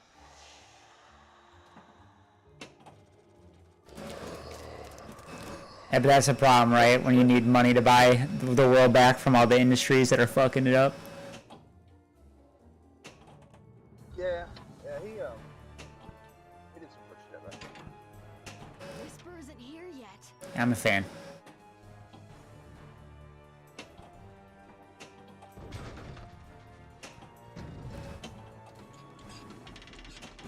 Where could Whisper be? Oh my god, stop fucking shooting me, you bastard. Who's the one that would say crikey? Crikey. Like, Crikey is just like something that, especially like during the 90s and early 2000s, like if you're an Australiana kind of guy on TV, you've got to say crikey. I'm gonna start saying that shit. I'll torture you in a 2x2 cell if you don't. With the alligator. Fuck you. It's the best thing in the world I've ever watched is still. Yeah, they just lock them in tiny cells with crocodiles. And They do it with the alligator. It's like, damn it, mate! I don't know how to do crocodiles. Do you ever watch the Simpsons episode? I don't see Whisper I haven't seen it. I'm very well versed on Family Guy, not on Simpsons. Lucid's Australian accent is exactly like Lucid's Australian accent. Is that what you're getting at?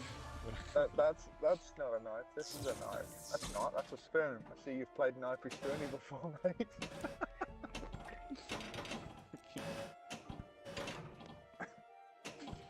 Yeah. Have you seen Crocodile Dundee the movie? Yes. Lucid? Yeah, when I was a kid. Yeah. Yeah. Isn't Jackie Chan in that movie, dude? Nah, but there was that scene where they go to New York or whatever, and Crocodile Dundee runs into those muggers and they pull a little pocket knife on him. He pulls out his like big Bowie. You call that a noise? Oh, I remember that. So they reference that in The Simpsons. Yeah. This guy like in a bar pulls out like a spoon to Bart and Lisa. He's like Bart's playing with a little pocket knife or whatever, and the bartender like pulls out a spoon. He's like, "You call that a knife? This is a knife." Or Lisa's like, "That's a spoon." I see you played Knifey Spoony before. Oh, Knifey Spoony, dude. I've heard that one. Fucking great. When he says, when the whole thing starts and he says, just go round to your neighbour and check their taps and see what the water's like. And he just hops on his bike and he comes back like 12 hours later. Yeah, the whole episode starts with like Bart is like making prank calls to Australia or whatever. And he asks this kid to like test the water, like to see like, you know, what way it goes down the drain, you know, like what direction. Then he's like asks him to like go check if it's the same at his neighbor's house, and yeah, he has to like ride his bike like half a continent away to get to the next person's house. That's funny. It's meta Australian humor. It is absolutely amazing. Yeah, one of the best ones that was with the Marine. Because America, Australia, and the American the fucking Marine just punched him right between the eyes. You've got to watch the episode, man. I'm butchering the jokes. But Oh yeah, it's fine. it's fucking hilarious. I'll have to check it out. I can make more Aussie jokes. It is fucking great. It'll probably help my accent out a little bit too. Crikey. See you, man. Peace.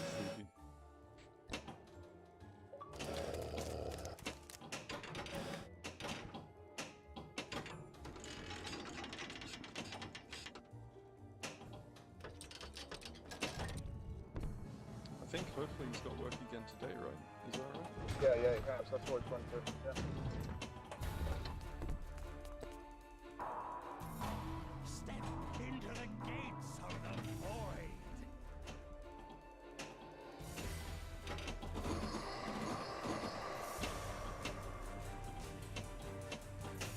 You need Whisper's help.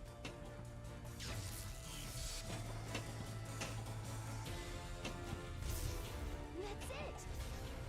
The gate is destroyed. Fuck, I just got a subject and died to a nade. Fucking single-handedly playing that bitch. Good work, Whisper.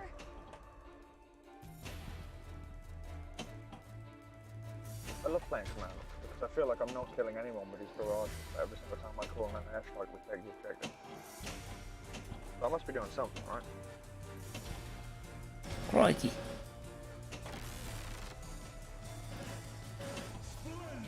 Fucking love old Sims. Close the gate. The secret passage. Yeah, my parents would like have it on now and then. They didn't really love it. I don't like the original seasons. Like, especially the first season, I guess, is what I'm talking about. Which is interesting, right? Because, like, it was that first season that managed to spawn it into what it became. Like, it was that first season that got it the go-ahead for the second season, and so on and so forth. But if you guys have ever seen the first season, I don't know if you have, but it's Yeah, it's extremely different. It's extremely different to It is, yeah. what we were familiar with, what we grew up with, you know, very different. Christmas Even one when they even picked Lucid. that Gary Oldman. I don't know if you would remember it, Lucid, but the drawings back then were like hand done, and it looked awful. No, I've seen old school Family Guy, and I know what old school is. I've seen I probably watched season 1 of Simpsons at my cousin's house on like DVD or something like that back in the day, and yeah, it's pretty early animation is can be fairly cringy. Even South Park, even season 1 of South Park is like pretty low production quality. Yeah, well, Simpsons predated all like Family Guy and South Park and all of that, like Yeah. quite a long way. So like it's that was really bad. I remember like even the voice acting and like syncing up with the drawings and stuff was.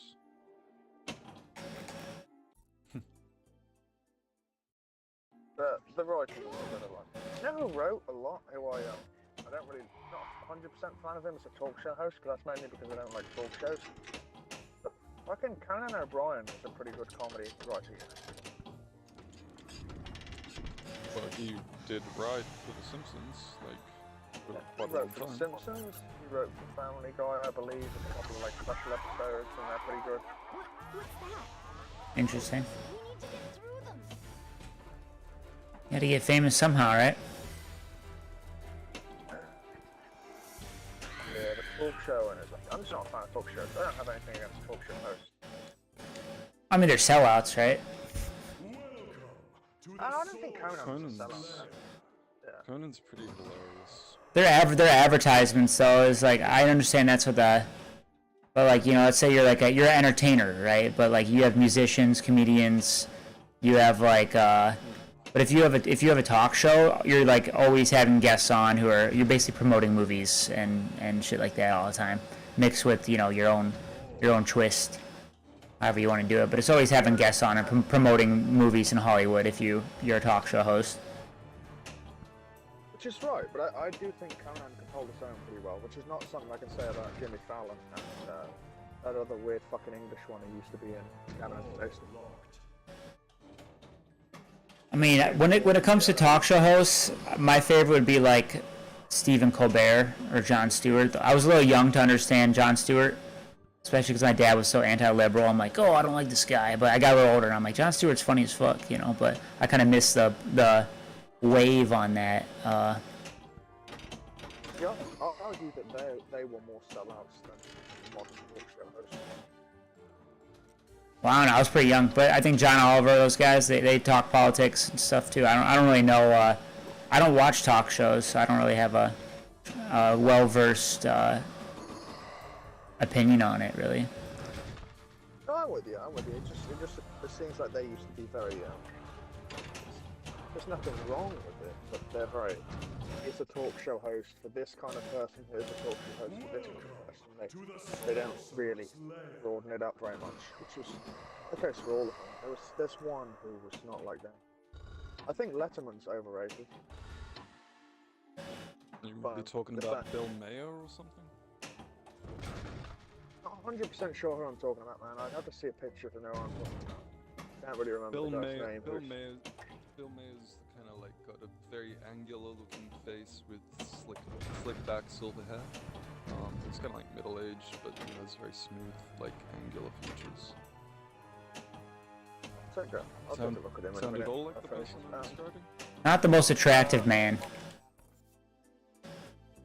Yeah, he's not exactly attractive.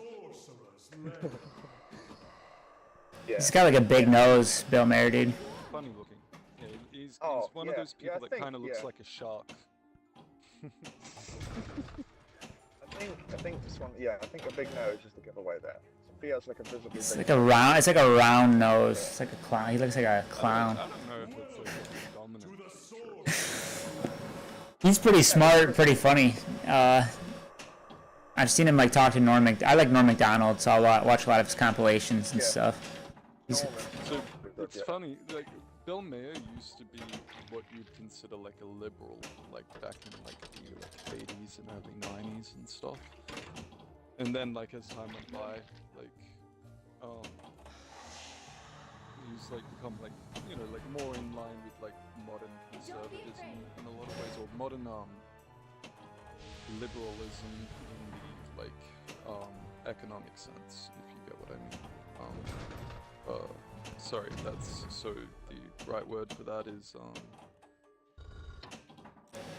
it libertarian? Is that right? Libertarians? Oh, I had no fucking idea. I don't know. I know a lot about politics, man. I have a lot of It's a opinions. big thing. but It's a big thing in America. Bigger than it is in Australia. It's the like most is that fucking lady who's like famous for basically starting. Amy Schumer? No, I'm just joking. No.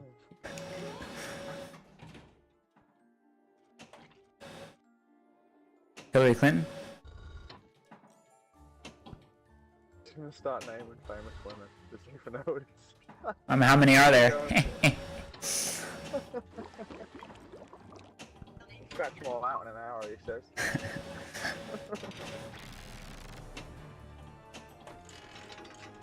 Yeah, so it is libertarian, which I think is like liberalism in that I was gonna sort say, of like is it? sense. Yeah. American politics is fucked. Anyone who does, the only thing I talk about with politics is corruption. Anyone who's not talking corruption, I'm like, what are you even talking about, dude? Because the well is so fucking poisoned. Anyone who's like seriously debating political topics, I'm like, dude, that's not even what we should be talking about. We're talking about the corruption and like It's very wise, like that sort of political environment. That like, so people who are corrupt would prefer that you focused on like other things and things that divide you and stuff like that, rather than focusing on the corruption that's like, you know, hiding in plain sight. yeah, it's so there's so much lobbying, pharmaceutical organizations that run the U.S. It's just a big fucking joke. When anybody's taking it seriously, I'm like, all right, you're fucking brainwashed by one of the two news stations that every old person watches. You know, it's fucking crazy. I just have a hard time liking political leaders at the honestly. Like fuck like the left, the right, the in the middle. I just have a generally hard time liking leaders. They all seem like assholes. Everyone. It's like, They is all it really have to that be hard? corrupt. I think the truth is that they all have to be corrupt to make it anywhere in politics. Is it really that Which- hard to find someone who isn't like, the whole There's good people, but money runs it. It's because there's large amounts of people involved. It's, you know, they can be good people and stuff, but they all get outweighed, like either from their parties or like political advisors or like There's only two parties. supporters, and well, you know, there are independents who run independently and stuff every now and then. Independent's an option, but a bipartisan. The only people who are actually winning ever is people in the Republican or Democratic Party. So it's a bi-party system, and then if you ever say you're voting independent, everybody says you're wasting your vote, and it's like, man, fuck you. No, I'm not. Well, we have like more or less a two-party system here in Australia as well, Joe. When Liberals and Labor are ever like realistically going to get into power. But yeah, I mean, you know, like theoretically it shouldn't be that way, but it like realistically, it's recognized that Australia and America and Britain as well are all like that. Yeah, Britain is but as of recently, we've had a lot of votes be determined by the small. Yeah, parties, that's like, pairing up. so they do start. Like in America, I guess like this might be a bit different, except for perhaps in the Senate, where there might be a couple of more independent representatives in the Senate. But even in the like House of Representatives in the US, I'm sure they still have some independents who are elected there, who are required to break ties between the votes between the bigger houses, right? That's why they're so important. That's why they're given power, and parties make deals with them and stuff so that they can get their votes or just other stuff that they want. Sounds right to me. I don't know. That's the role that they play. basically being like people who have Where could only Whisper basically be? got power over pretty small things, more or less, you know, like only when it's, or like they've got power over big things when it's a contentious issue, but they haven't got a lot of power to push through their own stuff at all. You get what I mean? And the only time they do is when they get concessions with giving votes to one of the two parties. Yeah, there's a bunch of fucked up shit. I could fix it. I truthfully could. I'd probably be killed. Definitely. Yeah, exactly. Like, there's so many things that, like lots of politicians, I'm sure, when they're young and going into it, like they're going in thinking like that, and then, like, you know, they experience everything that they experience on their way to leadership, and by the end of time that they get there, if they ever do, they've been, There's a secret door here. you know, like, basically persuaded of the idea that, like, you can only achieve, like, so much, like, you're more or less just a puppet, and what we want, we will give you a couple of concessions, Whisper perhaps, isn't here yet. whatever.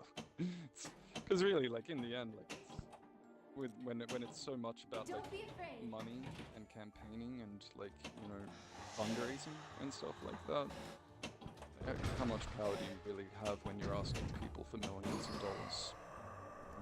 It's the people who have the millions of, the people giving you the millions of dollars who have the power.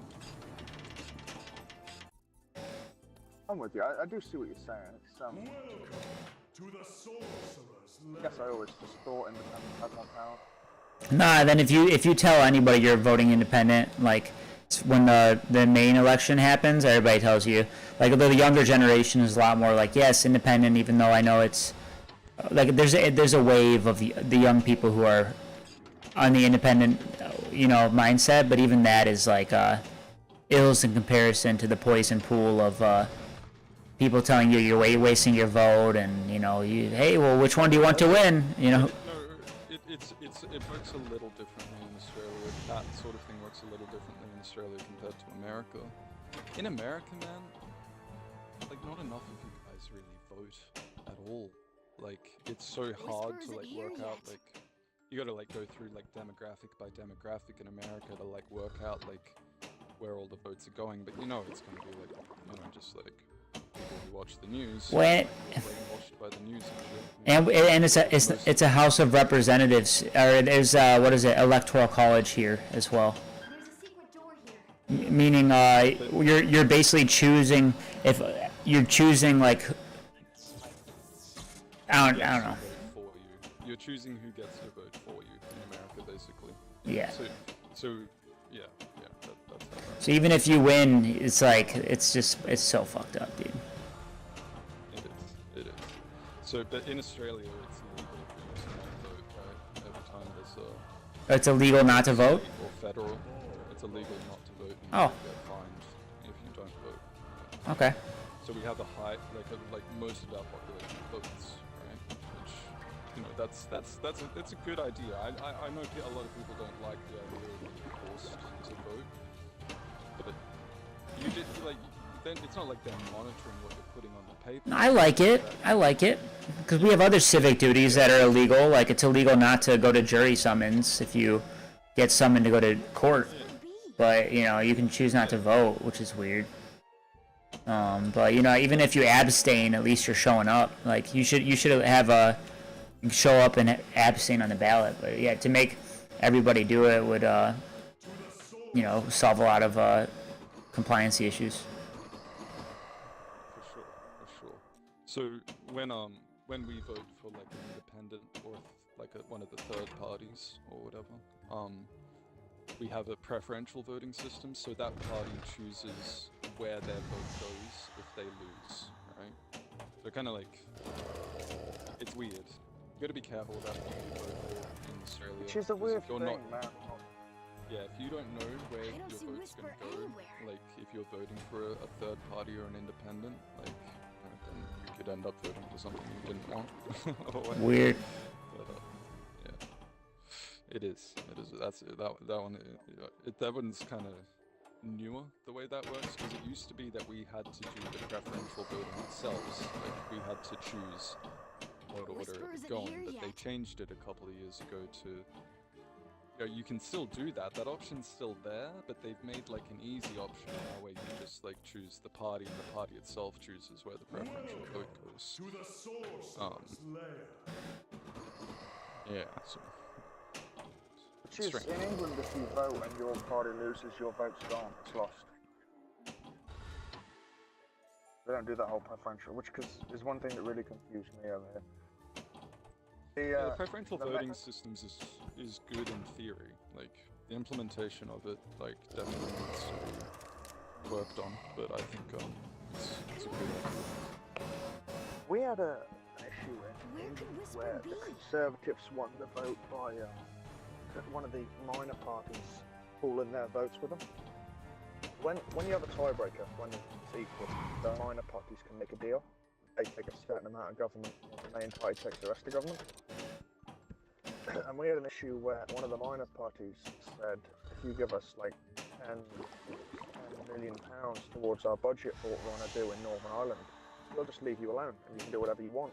And that was like a really fucking weird thing, because it's like they're pooling their votes and it's supposed to be a split government, when in reality that's 100% not the case, because like they said, they gave them 10 million for their local area. It was basically like bribing them. It's weird. That's like what they did back in the olden day, dude, in like old school New York. You'd be like, hey, the miners will give you the vote as long as, yeah, it's like weird ass shit, dude. We'll sell you our vote for 20 shillings. That's what it felt like, and everyone felt kind of fucked over. And you know, there's never really been an independent tiebreaker. So that was only like. What about the whole Brexit thing, dude? Isn't that a pretty big badass thing that happened? Yeah, just fucked up the deal. They just got idiots to rule the deal. I'm still not horribly against it. I still don't think it was a bad idea, because we were getting fucked by the EU. But we walked out of it in a much worse situation, because they just walked away from the table. They didn't go to a deal. What is Brexit a country, right? Brexit was Britain's leave from the EU. No, what is Brexit? Is it a country? Brexit is British leaving the European Union. So the European Union was like including Britain. No, is Brexit a place? That's what I'm asking. I have no idea, fucking idea. It's literally just British exit. It's the British exit. Oh, Brexit. Okay. Like brunch. Yeah. Yeah, there you go. I'm gonna clip this, dude. That's funny as fuck. I had no idea. Okay. We were kind of getting screwed. I don't know. I wasn't a fan of the idea we were getting screwed by the French, but we were definitely in a better position as where we are now. At least you're in charge of your own shit now. Nah, no, we're still making the exact same trade deals we were whilst in the EU, but worse. So we got sold across shit. It didn't turn out the way everyone was told it was going to turn out. Everyone was told it was going to turn out different. So you left the EU. We had places like Grimsby, which were fishing villages, fishing towns, and they went completely ruined when we joined the EU because France had control of our waters for a moderate amount of the year. And when you're an island that's been surviving off fishing for like thousands of years, giving away a large portion of your fishing land to another country bankrupt a lot of towns just instantly. Whoa, where am I? Okay. As well as the fact they were illegally fishing. They were doing shit like net trawling, where you run the net along the bottom of the ocean. We're not allowed to do that in England, but you're allowed to do it in France.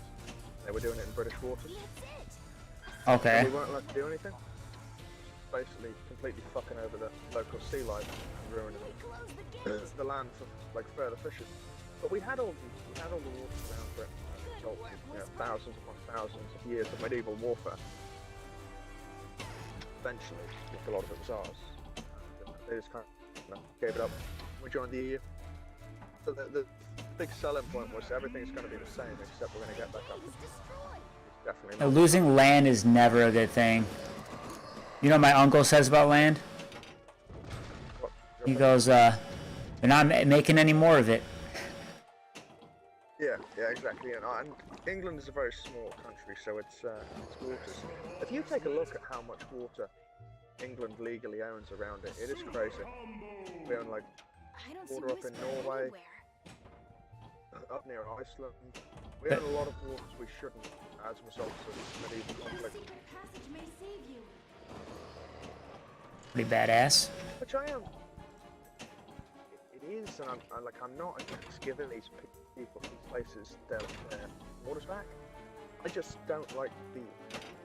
I'm honestly not a fan of the fact that like, everything that happened in the medieval ages and all the poisons of victory just immediately lost in the modern era. They're like, no, we want that back.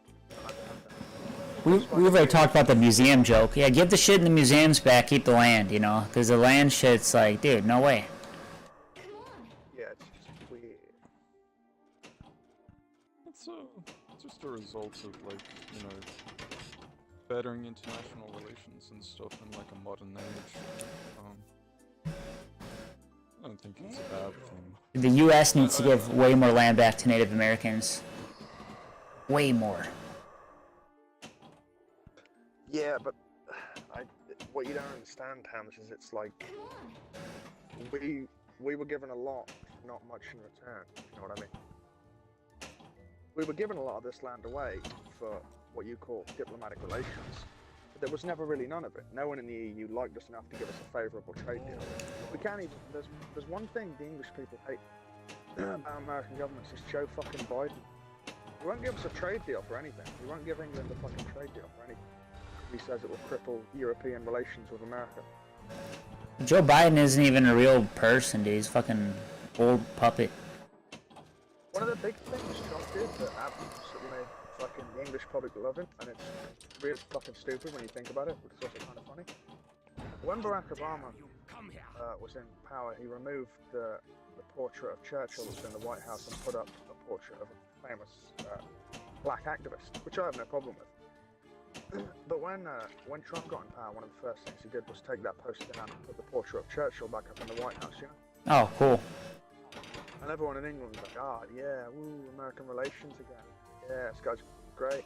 But it was definitely to win brownie points, you know? Well, hey, flattery will get you everywhere, you know? It was, yeah. He was actually pretty popular in England.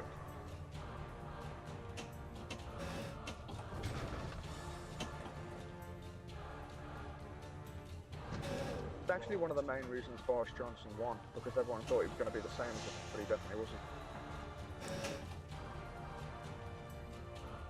When's Elon Musk gonna run for president, dude? Whisper isn't here yet. Nah, he's too smart to do that. You know, man, is he? Yeah. I think he's hyped up a lot. Well, by smart I mean like he likes his freedom of being able to. You know, I'm not a big like I know like I know the whole thing. Like he joins prosperous companies and gets them to put his name on the you know, the title, and he gets a lot of money from all this shit. But you know, he's also you know, he owns a company with self-landing rockets and self-driving cars and shit. It's pretty badass. He's like Donald Trump. Smart, except more smart than Donald Trump. They're both billionaires. Yeah, I don't think Donald Trump was a stupid person. I think some people doesn't know. I agree with the stand, and that automatically makes you stupid if you don't agree with someone's opinion. He's definitely an ignorant person. Like, you know, like, Yeah, like George Bush, Jr. or whatever, he was a pretty dumb guy. I love George Bush Jr. Yeah. He was very lovable, right? Everybody loves Bush, dude. Yeah, whatever he did, whatever he didn't, he's a very easy guy to like. And that sounds stupid as fuck, but I don't know why.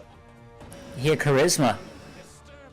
Yeah, he did have charisma. You know, his laugh and smile and shit. Oh, Obama had a bunch of charisma too. Everybody loved Obama. I guess Obama's charisma just didn't get is the shown off next as much. Bill Clinton, like a movie star as president kind of thing, you know? Well, I can see that. Yeah, you're not wrong. I guess I just haven't watched that. You guys seen the South Park where Obama wins president? Go ahead, Joe. So I just feel like fucking the other guy is fucking died. There you go, bastard. I feel like I forgot his name. George Bush. Yeah, I feel like George Bush was just the epitome of like a very charismatic American put in a position of power.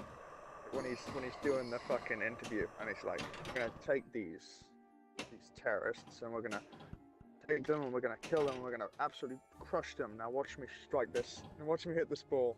He's been fucking That's the going. thing about that's the thing about American presidents, dude, is that they're like definitely influence your the world's opinion, your perception of Americans as a whole. Yeah. George Bush was doing an interview the other day that when he sat talking about the war in Ukraine. Still, even though he said some fucking dumb shit, he's still a very likable guy. He's doing a whole interview and he's like, this unjust, inhumane invasion. And then he accidentally says this invasion of Iraq instead of Ukraine. Oh, I saw that one, yeah. He's like, fuck it, it's been 10 years. Still a politician at the end of the day. The fucking one where he's like, our enemies never stop thinking of ways to hurt us. Neither do we. Oh, it hurt us also. Yeah, exactly. You can not like his opinion, but it's very hard to not like the man. I think it's easy to not like George W. Bush, but you can't not like George W. Bush, if you know what I'm saying. Dude, so strategical is a word that he coined. Strategical was not a real word, and then he said it, and they turned it into a real word. And I use strategical all the time to describe shit, and someone's like, that's not real. And we looked it up to see. I'm like, it's totally real word. We look it up, and it's like, dude, they made it when George Bush Jr. misspoke, dude. I don't know about that one, but I know he did that other one where he's like, man, he's talking about we've gotta strategize, That's probably what it is. But I think, yeah, I gotta look up, I might as well look this shit up. My game just ended. You should have compilations on YouTube. I'm just gonna look up strategical. Hilarious.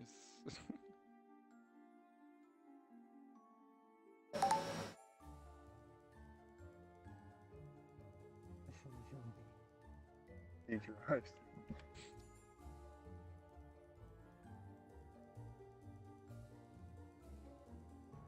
I don't mention it all the time, I haven't watched it in ages, but I still highly recommend if anybody wants to watch a film, please watch Vice.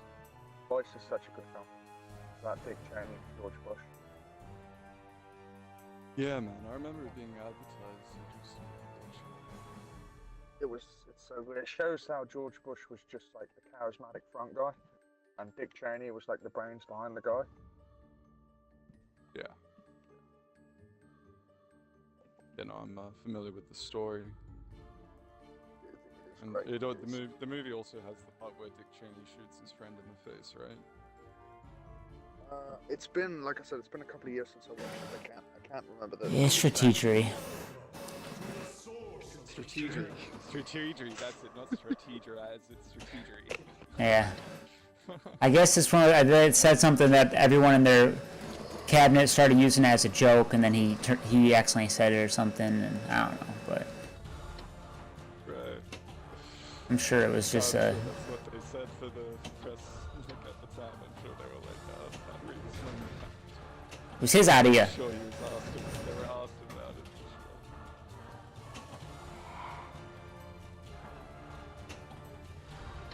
Can't be saying non-words up there. Imagine being the fucking, publicist with fucking George Bush. Right. Yeah, I think he has got a biography, hasn't he? I'd like to read his biography, like a self-written biography, or at least written by someone who's asking him questions.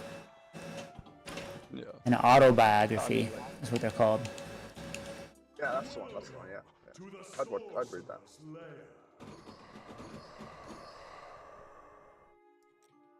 An autobiography written by a ghostwriter. You couldn't. Ghostwriting was a big thing in the 90s, I believe. Don't be afraid. Yeah, and it was fucking crazy. Could be wrong about the era. That's a pretty recently. I don't know. I just can't imagine it. I just can't imagine like Yeah. Why would you really want to, I guess for money. No, that's exactly it, for money. I was going to say, why would you want to write a book if you're not really writing a book, but it's for money.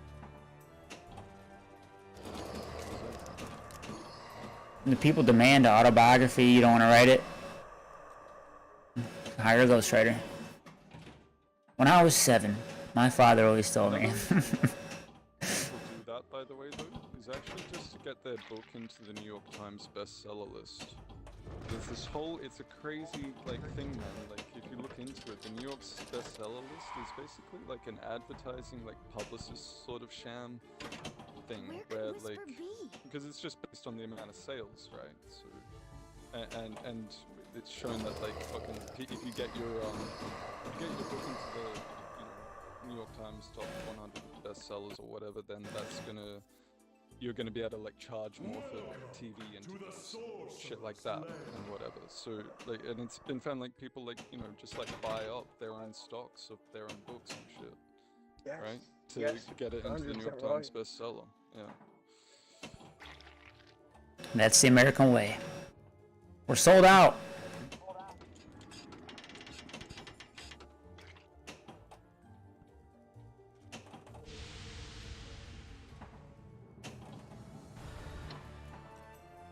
There's no way that man knew I was there without cheating. That's actually crazy. There's no way in hell that man knew I was there without cheating. This guy just walked up to a brick wall and fired one bullet and shot it through and hit me in the head. Welcome to the Sorcerer's Lair. Well, you're playing DayZ still, right? No, I'm playing Insurgents of Sandstorm. Is that PC cross-platform? It is now, but I have it turned off. I'm not playing with it, but it is now. I don't see Whisper anywhere. Console I hacks. just walked up to a solid brick wall, put his MG one side of it, whilst I was not moving on the other, fired one bullet and headshot. Is there a kill cam or something where you can see that? Come on.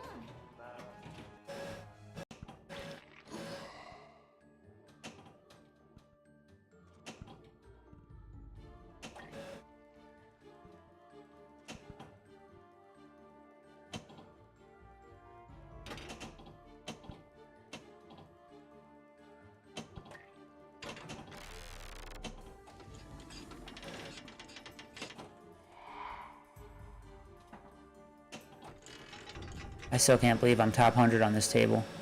I'm shit at this table, dude. He's gonna get number one, he's just gonna make a video and it's gonna say from the number one player of Pinball Fx. It's gonna be him looking at him going, I'm bad, but you're the fucking Every hard. single time he makes a video, he's got to put it in, he's got to work it into the intro, man. Yeah, I don't know if I could get...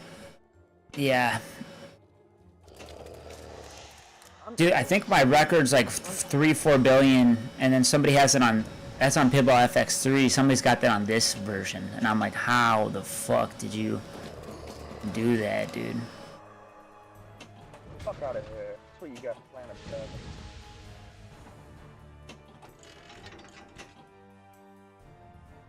It's... I don't know. Like I was saying, it's just gonna be him, alone in a dark room. I'm terrible at this game. You're the worst. You're a dog shit.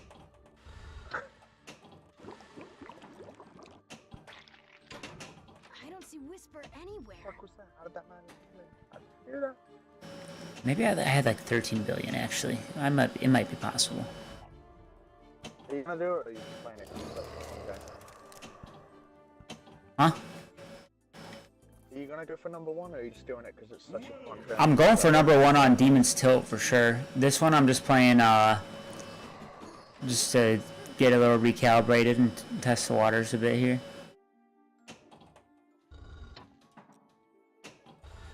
It's nice to see that my top 100 score is still sitting fairly well.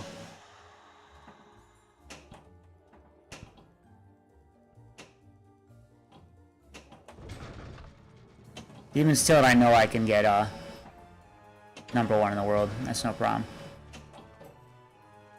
Awful lot of confidence right there, buddy.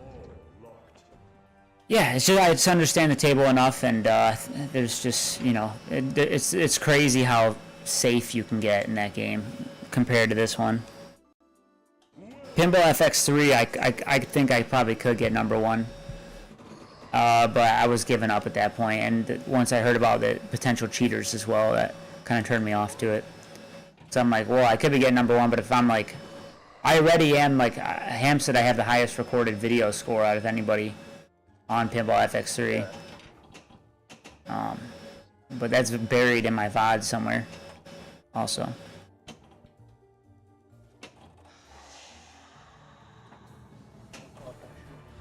What did I do? I make some fucking horrible plays. Horrible plays. You know when when that thing came out a couple of years back, that armies around the world were going through people really KDs and Call of Duty and stuff, and they were sending them out emails for employment. I'm never gonna get one of those. I'm never gonna. They're looking at me and it's like, fuck, if we hire this man, he's gonna get 12 people killed. Oh, you're saying a, what are those groups called?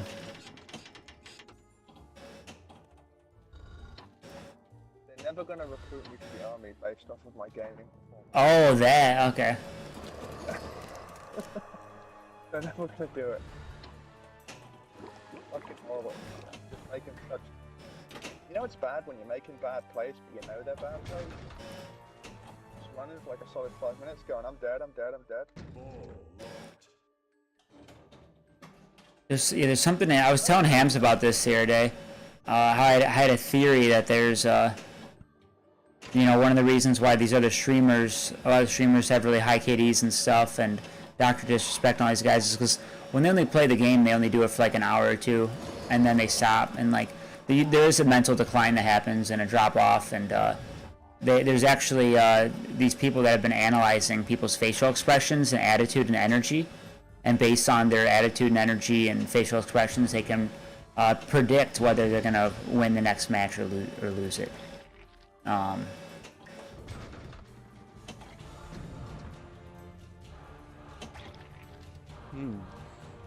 I like that. That makes a lot of sense, actually. Yeah, because, you know, I mean, you win a game, you're all happy, you go to the next game, and, like, you're in a good mood, and you believe in yourself, and everyone's having a good time, and it's like, but then, like, you know, you all start losing, and team morale goes down. It makes sense, but it's like, they're actually using these analytics to, and then gamers themselves can use this to get themselves in a better mood, and I forgot the exact video I watched, but I'm sure you could find it online somewhere, but it was pretty, it's, you know, part of the future of gaming. I can see it, yeah, like I said, I can see that. I'm not welcome here.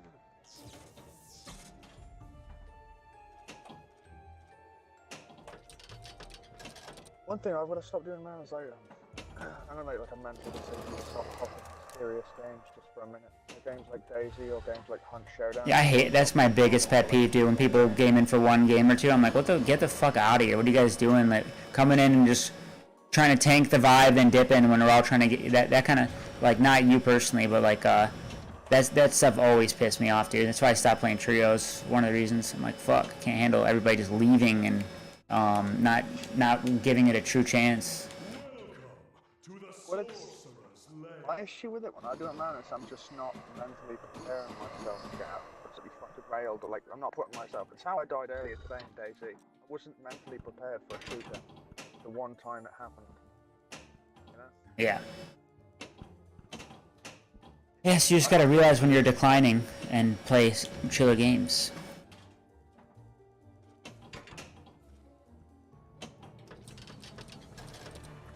Sleepy keeps starving to death. Like it's crazy. Text me up every time. It's like, you've just got to get around that. I don't think he has enough hours in the game to figure it out. I know he's trying, I know it sucks, because I put the game down 4 times before I came back and figured it out. Daisy is one of those games where you're just losing constantly. You're never really winning. You're always losing, but it's the journey from one loss to another that's fun. Yeah, I enjoy Daisy. It's a lot of fun. You also got to have, it's one of those things where, you know, maybe if he's got work tomorrow too, he's not ready to put in that kind of mental effort. He's got other stuff going on. You got to be in the right mood to really be punished like that. Yeah, another thing is, I don't think he's ever in that mode, really, man. I don't think he likes Daisy. I think he's just playing it because I'm so adamant I want to play it. Yes, he'd have more fun on PvP servers and learn better that way, probably. You gotta take him to Come Town. Just take PvP service. Yeah, but you know, if you want him to learn and have fun, that's how he's gonna do it, and then he'll eventually be more warmed up to official.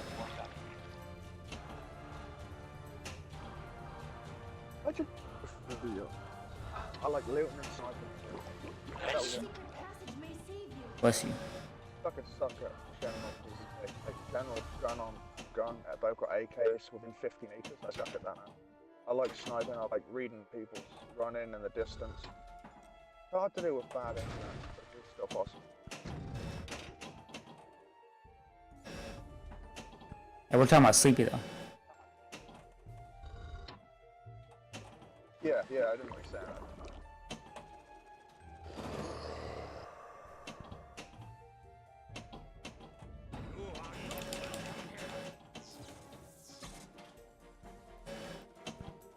You ever spectate some people? Like I'm spectating this bar on Insurgency, and I can see at least 3 guys on this man's screen, but he just can't see them.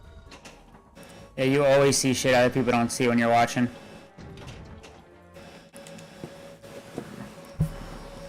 Welcome to the sorcerer's lair.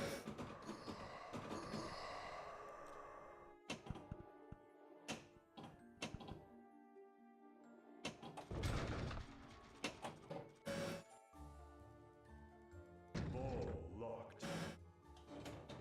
I need to start hard focusing on these multi-balls. I'm definitely warmed up enough.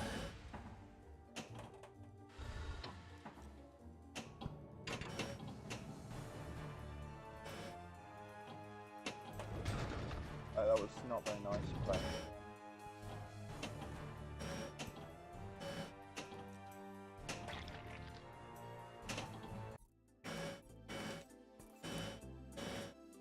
Welcome to the sorcerer's lair.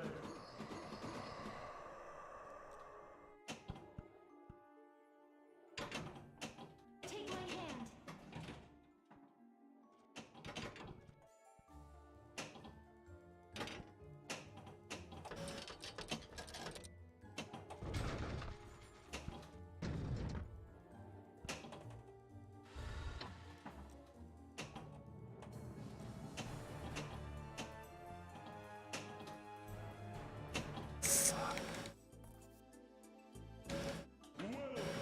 Welcome to the sorcerer's lair.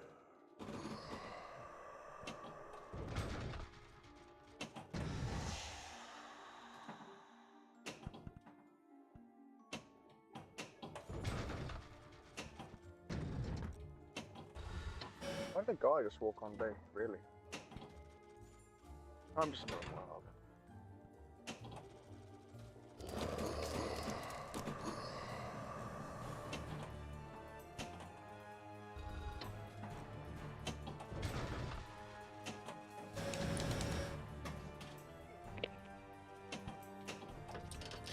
Fuck this fucking table, dude. Welcome to the sorcerer's lair.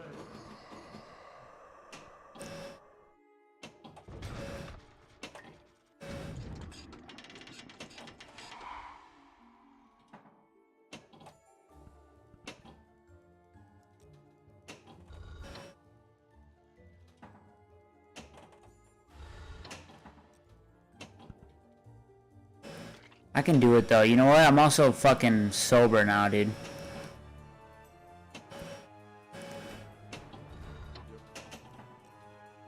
I'm a top 100 pinball player who's, you know, A secret passageway. under the influence. Now I'm sober, dude. It's a whole new pinball game. The strategies and the complexities that my mind are analyzing and holding on to are far superior than they were prior.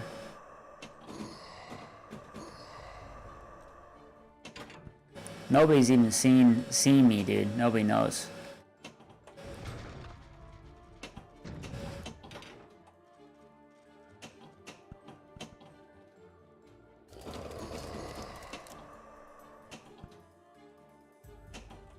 How dare you come here?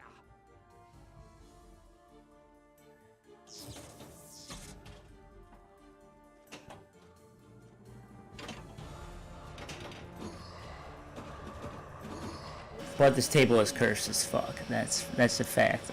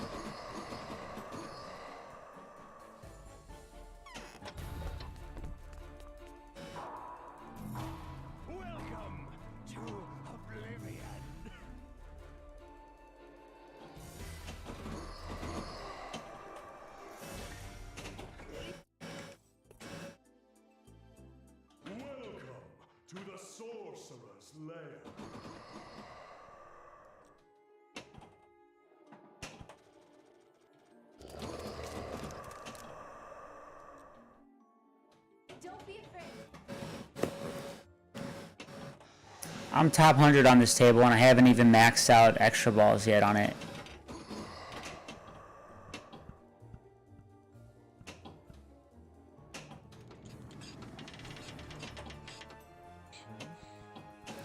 Which is a necessity.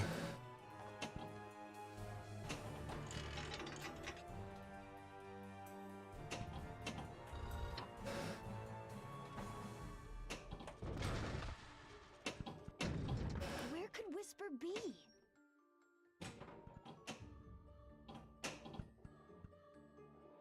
I gotta relearn everything though. One of the reasons why I stopped playing this game was because I had so much ingrained muscle memory from Pinball Fx 3 that I wanted to kind of fade away. Because it's a whole new game. It was really fucking with me. That's fair though. Yeah. Does this one feel better? Does it feel better now? Yeah. Or is Demon's Tilt affecting? No, Demon's Tilt's not. Demon's Tilt's a different ball game in general, but it's like, you know what I mean? It's like dating your wife's twin or whatever. It's like, it looks the same, but you know, it's not the same fucking thing.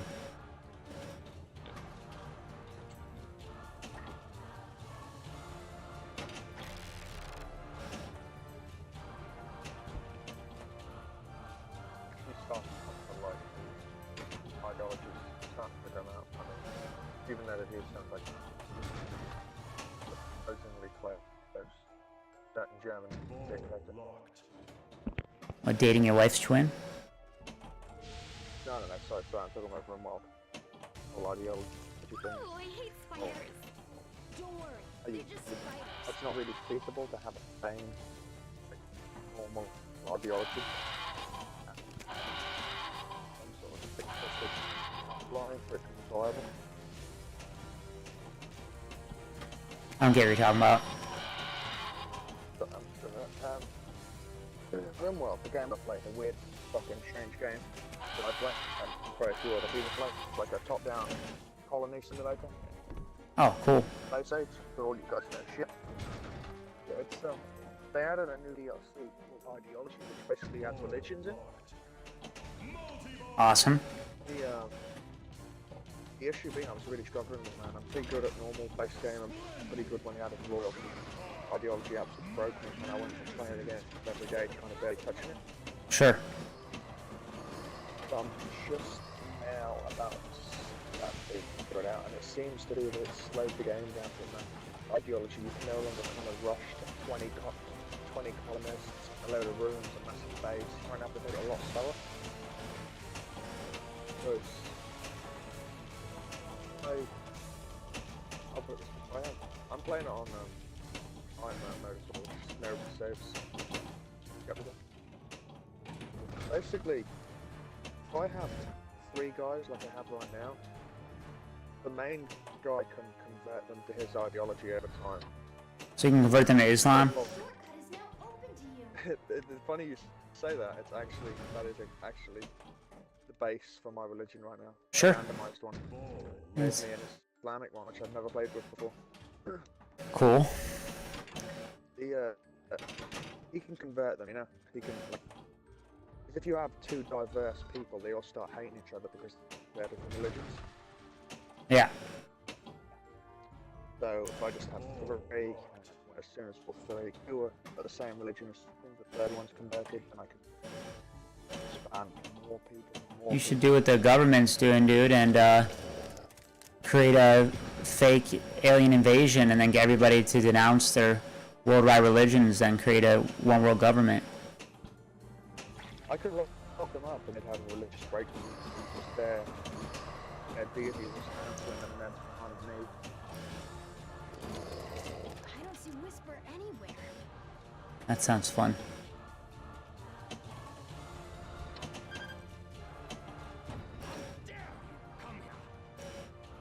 I'm gonna play this one out. I'm not gonna reset if I lose this ball. First one I'm playing out, all 3 balls.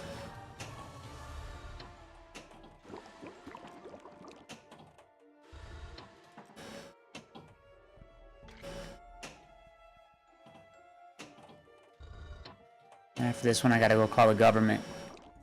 Got some shit to do. Why would anyone in their right mind go and call the government? Oh, because my wife's pregnant. I'm trying to get some state benefits for her. That's fair. That's fair. Tell me how you go with the American government. The Australian government wouldn't give me shit when COVID was a thing. Really? They effectively laughed at me. Yeah.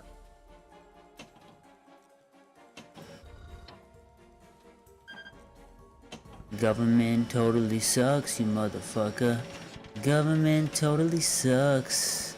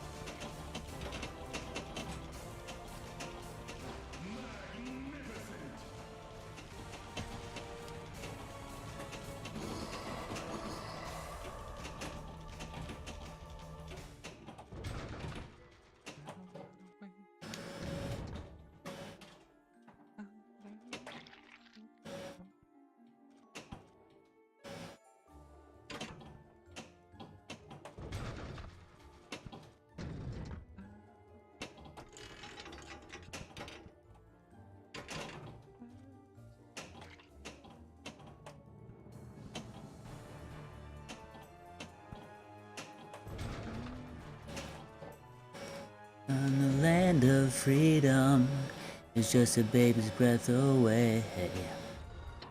We all work together, we can bring back the USA. The USA. Hey, hey, hey. Bring back the USA. Quit it. You know that song, Joe?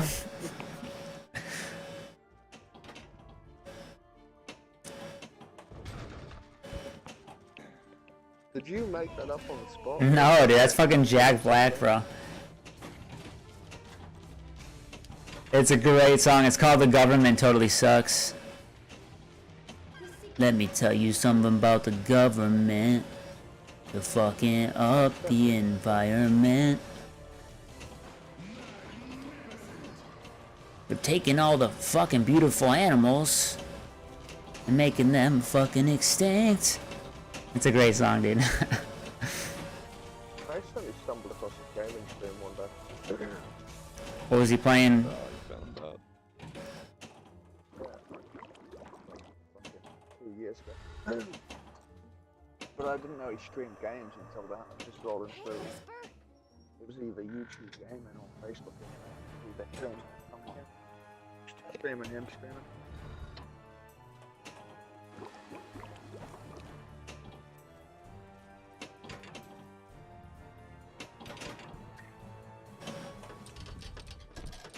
Oh, fuck, I knew that was gone. So soon.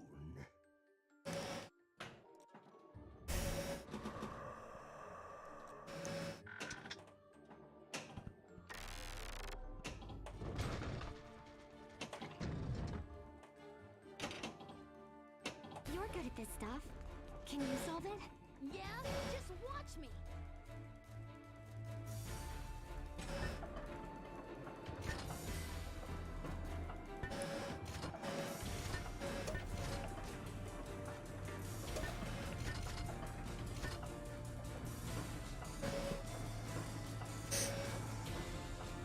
We're halfway through.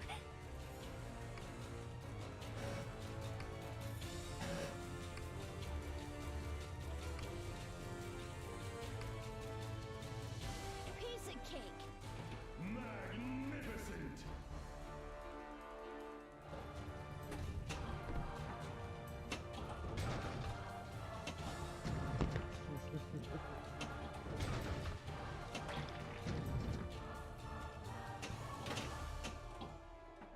I know that laugh. That's an Islam laugh. No, I'm just joking.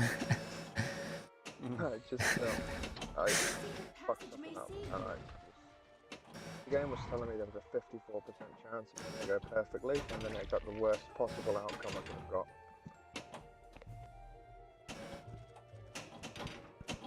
Holy bouncy ball.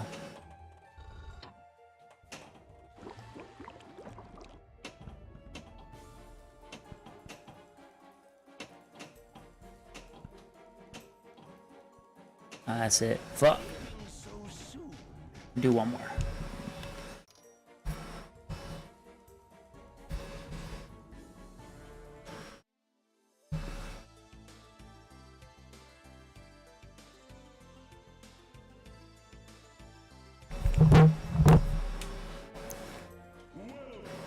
To the source.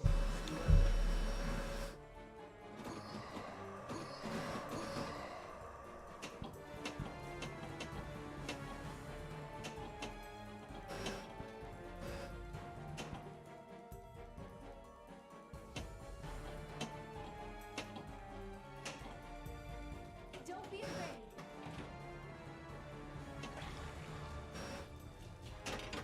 Where could Whisper be?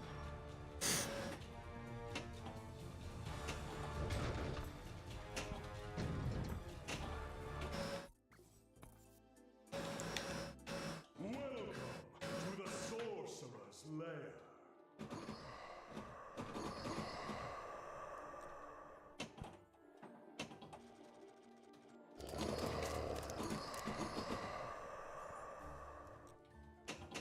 Come on.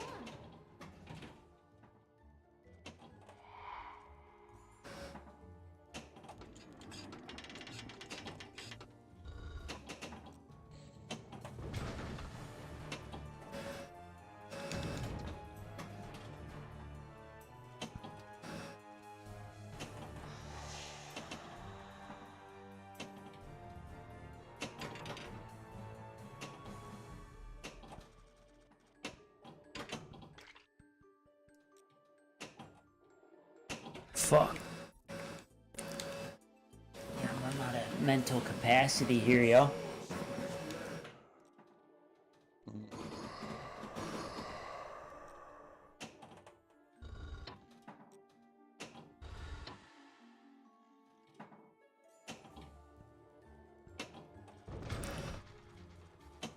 Honestly, man, yeah, your stamina when it comes to pinball is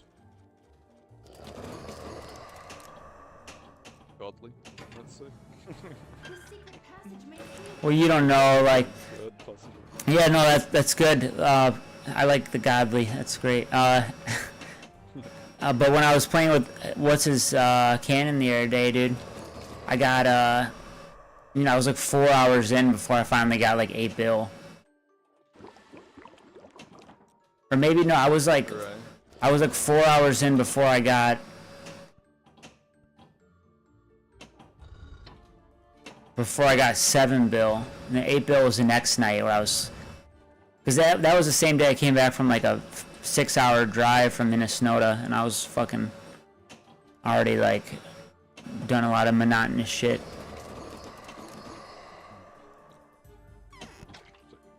Yeah, I was a little worn out, but I was able to hit 7 billion that day. Next day I hopped on 8 billion, no problem. Boom. After a night's sleep and a warm up, it's over. It was like second game in too. It was like not a long thing at all. Yeah, pinball I could play forever, dude. Pinball's great. To the sorcerer's lair. It's about the challenge, man. If there wasn't no leaderboards, I wouldn't do it.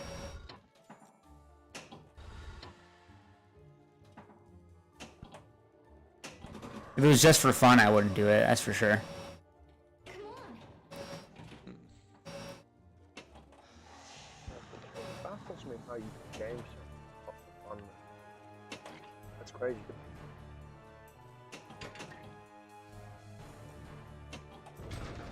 Takes it seriously. I'm a live streamer, dude. You know what I mean? Like,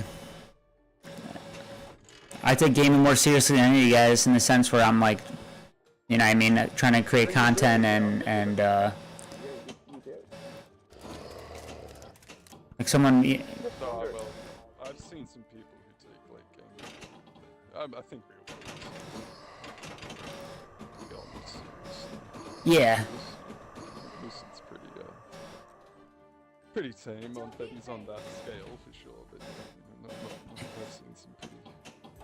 I've experienced myself firsthand some pretty heinous stuff, let alone like what I've just seen on the internet and shit. Yeah. But yeah, I'm not saying I'm, you know, #1 in the world or whatever at being a serious gamer or whatever that term means, you know what I mean? But it's like, I definitely take gaming seriously, in my mind, you know what I mean? In my world that I'm living in. No, you do, yeah. Like you said, for good reason you stream it. You want to go somewhere for streaming, then 100% the right thing. I just mentally can't play something I don't enjoy. The same with Conan. The second I stopped enjoying Conan, I just deleted it. I just cannot find myself to play something I don't enjoy. Well, I deleted Hunt. That's pretty big.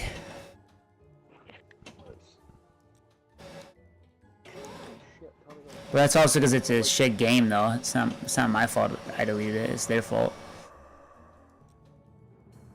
Don't be afraid. I blame Crytek. That's the thing, right? Like, well, you are. I know there's like a leaderboard on Pinball, but do you have fun while you're grinding it? Like while you, I get you're taking it seriously, but you also have I had a lot of fun playing volleyball with everybody the other day, and my buddy was telling me, he's like, you know, he's like, you look like you were like, there's money on the line, dude.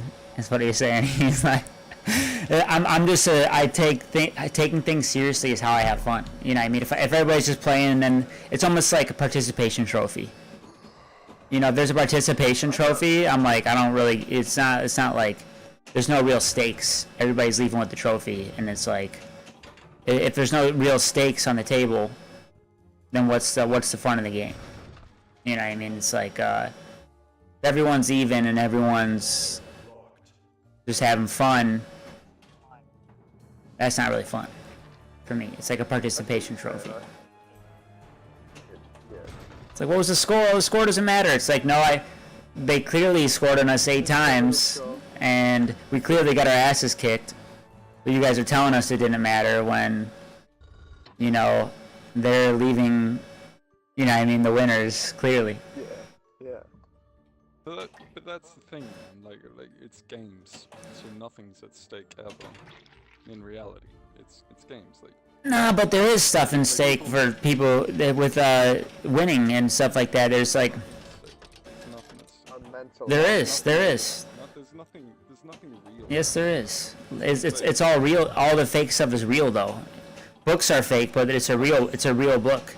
No, but even that's like what I'm getting at is just like that the stakes are you win or lose. You are either named winner or you are named loser. And those stakes matter, because like there's if you put 2 rats in this is a science experiment, right? You put 2 rats in a tube, right? And you have one of them has to push the other one out, and if that rat wins, when you put it on the next thing, it's more likely to win again. Yeah, that's fine. That's all fine and good. So that's life as well. That's how people act in life. There's people who have self-fulfilling prophecy that they're losers about life. There's always going to be a bigger rat than you, though, right? You know. Of course. Like you're never in a controlled scientific environment where it's just like the weaker rat and the stronger rat. There's always going to be a stronger rat, and there's always going to be a weaker rat. Yeah, but I don't want to be if I have a choice, I'm not just gonna be a weak rat on purpose. Yeah, I guess he's trying to say he's gonna be the best he can. He doesn't have to be #1. He's got to be the best. Yeah, you should always. I always want to be the best that I can as well. Playing a video game, and so there's stakes at hand. At the same time, like I want to have fun the whole time. Like I get that it's a game, and like, you know, like a lot of people are like, taking games super seriously is like to the point where you're like getting upset and angry over it or whatever. There's no point in that in my mind. Like you can be upset or disappointed or be like, you know, beat yourself up and stuff a bit, but like, you know, like if you're like, you know, making it unenjoyable for yourself and the people that you're like playing with, like, I mean, sure, I guess. Are there like these I feel like we already had this conversation the other day, but sporting teams like a common thing, you know, like just in terms of like team environments and stuff. Like I don't know of like any big professional sporting teams where they like, you know, are Where could Whisper be? take it so seriously that like all of them are just having a bad time. Like, because well, you don't have to have a just because you're serious doesn't mean you're having a bad time. That's totally like not. oh yeah, no, yeah. That's exactly the point. Like, you know, I like taking games seriously, but then like I like also just making sure I'm still having a good time, whether like, you know, even though I'm taking them seriously. So, Yeah, but I'm saying you had said having fun. I said for me taking it seriously is having fun. So that's how I enjoy the game.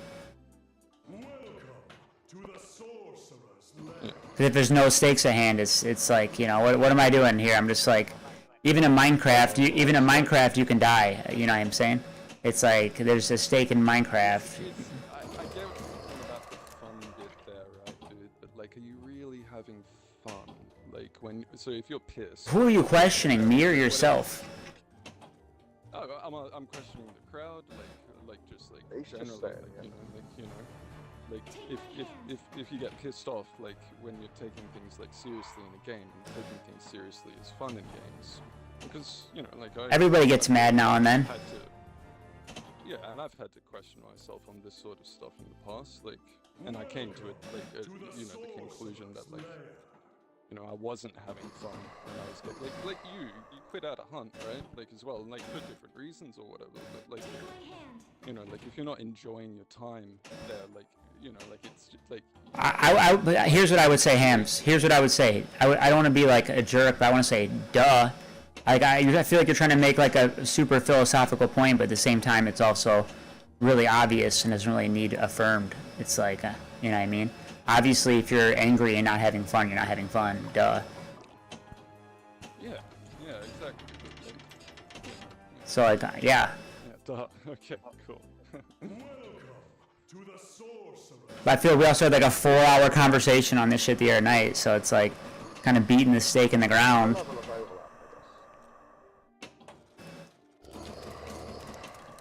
guess. Everybody's got their own, like, you know, operating system they're running on.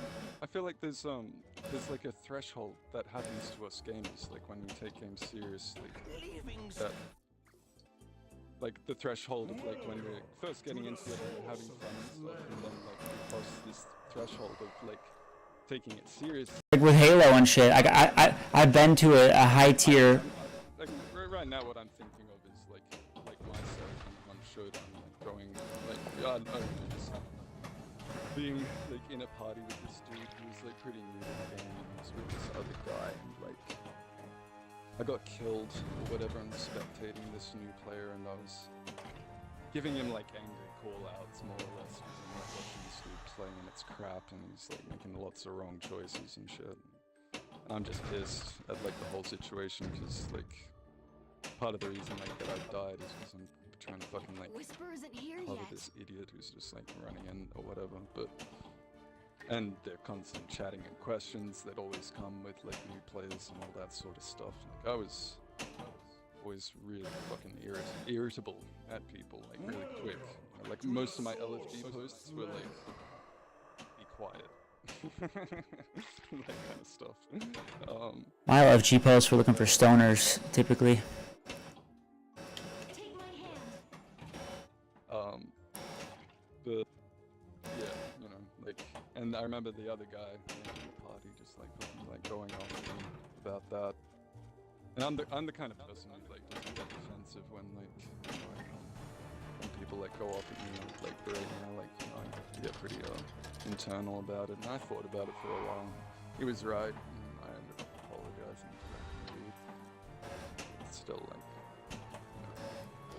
I felt like I was like rightfully pissed off, like to an extent, of course, but like at the same time, like I took it in like the direction of just like an asshole. So.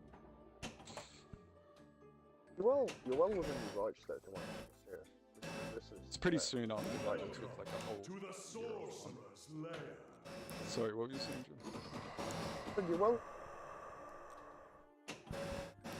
Your rights to want to take the game serious. I just wondered if Goose was before the whole story of this was. I just wondered if Goose was playing them because he. I was just wondering if he was playing them purely because he streams them, or if he was enjoying it. But you are well within your rights to. Yeah, yeah. You want to take the game seriously. That was a hell interesting question Joe, about the pinball, because like, yeah, like. No, I hate this game, dude. But I also love it. I love it at the same time. You know, it's a love-hate thing. It's like it's a game that pushes you to your mental limit, and that's something I enjoy about it. You know, but what? You think you'll eventually hate it more than you love it and give it up? Well, I took a break, right? Yeah. But that was also because of muscle memory issues. If it was just for leaderboard stuff, no, I definitely would have kept playing. But I don't understand the full question. Like, there's. Sorry, the question is, I've never experienced the other way. I've only ever experienced playing a game so much until your will to play it goes down. I've never played a game so much I want to play it more. In the races that I've started off hating it, or not hating it, but just not enjoying playing it, and then eventually enjoyed playing it. I always enjoy playing a game and then I grind down to not enjoying it. So here's what I've said. I've shared this to Hams. I'm just going to affirm my point, because I've been high tier in a game, like very high tier in Halo. I've done the very, very serious thing where I'm angry and yelling and like, I got to get the. I've obtained the gold that I was looking for, and I thought I had it, and then I showed Hams this a billion times. Like, I've seen somebody else who was later on in life also that good at game, but they were also 10 times more creative, and they were doing things like shooting a rocket out, and then when the rocket would go behind an area, they would snipe the rocket and they would kill people with AoE damage, and they would like. I didn't realize that you can be extremely competitive and also extremely creative within games, and you can actually push the limits of the game itself to do shit like that's almost like out of the matrix, where it doesn't seem possible, but it can be possible. And to me, that is the wave that I try to search for. I try to search for something that's extremely competitive, but also something where I can be creative and implement creativity within it.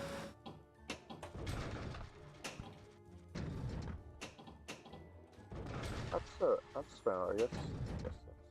I guess that's fair enough. I don't know. I haven't played a game seriously since I played Hunt. Even in the last few weeks of me playing Hunt, I wasn't really playing it seriously. I just can't seem to find something in this game at the moment that I want to play seriously. Every single time I get bored, I just switch to a different game.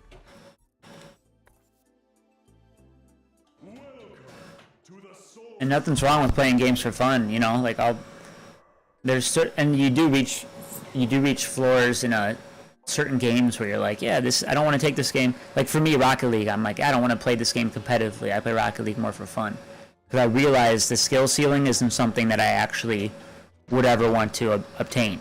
That's not something for me that would be fun. So I'm like, nah, I don't want to do that right now. That is almost word for word exactly what I said to Sleep about Conan. I said that I have nothing against people who take Conan Exiles seriously, but it's just not something I can see myself putting in the hours to reap the rewards for. Yeah. It's something I see as being that good at Conan Exiles, so I'm just not going to do it. So I'm just not going to play the game in return. You have to realize there's a skill ceiling that you eventually hit, and I don't even know what I was gonna fucking say. Look, this is what I would say about like, whether or not people like we take how seriously any of us takes gaming. And I would say that the reality is that I probably am the most serious gamer here. And I would argue that is because I am the most invested in like all the games that I play, basically.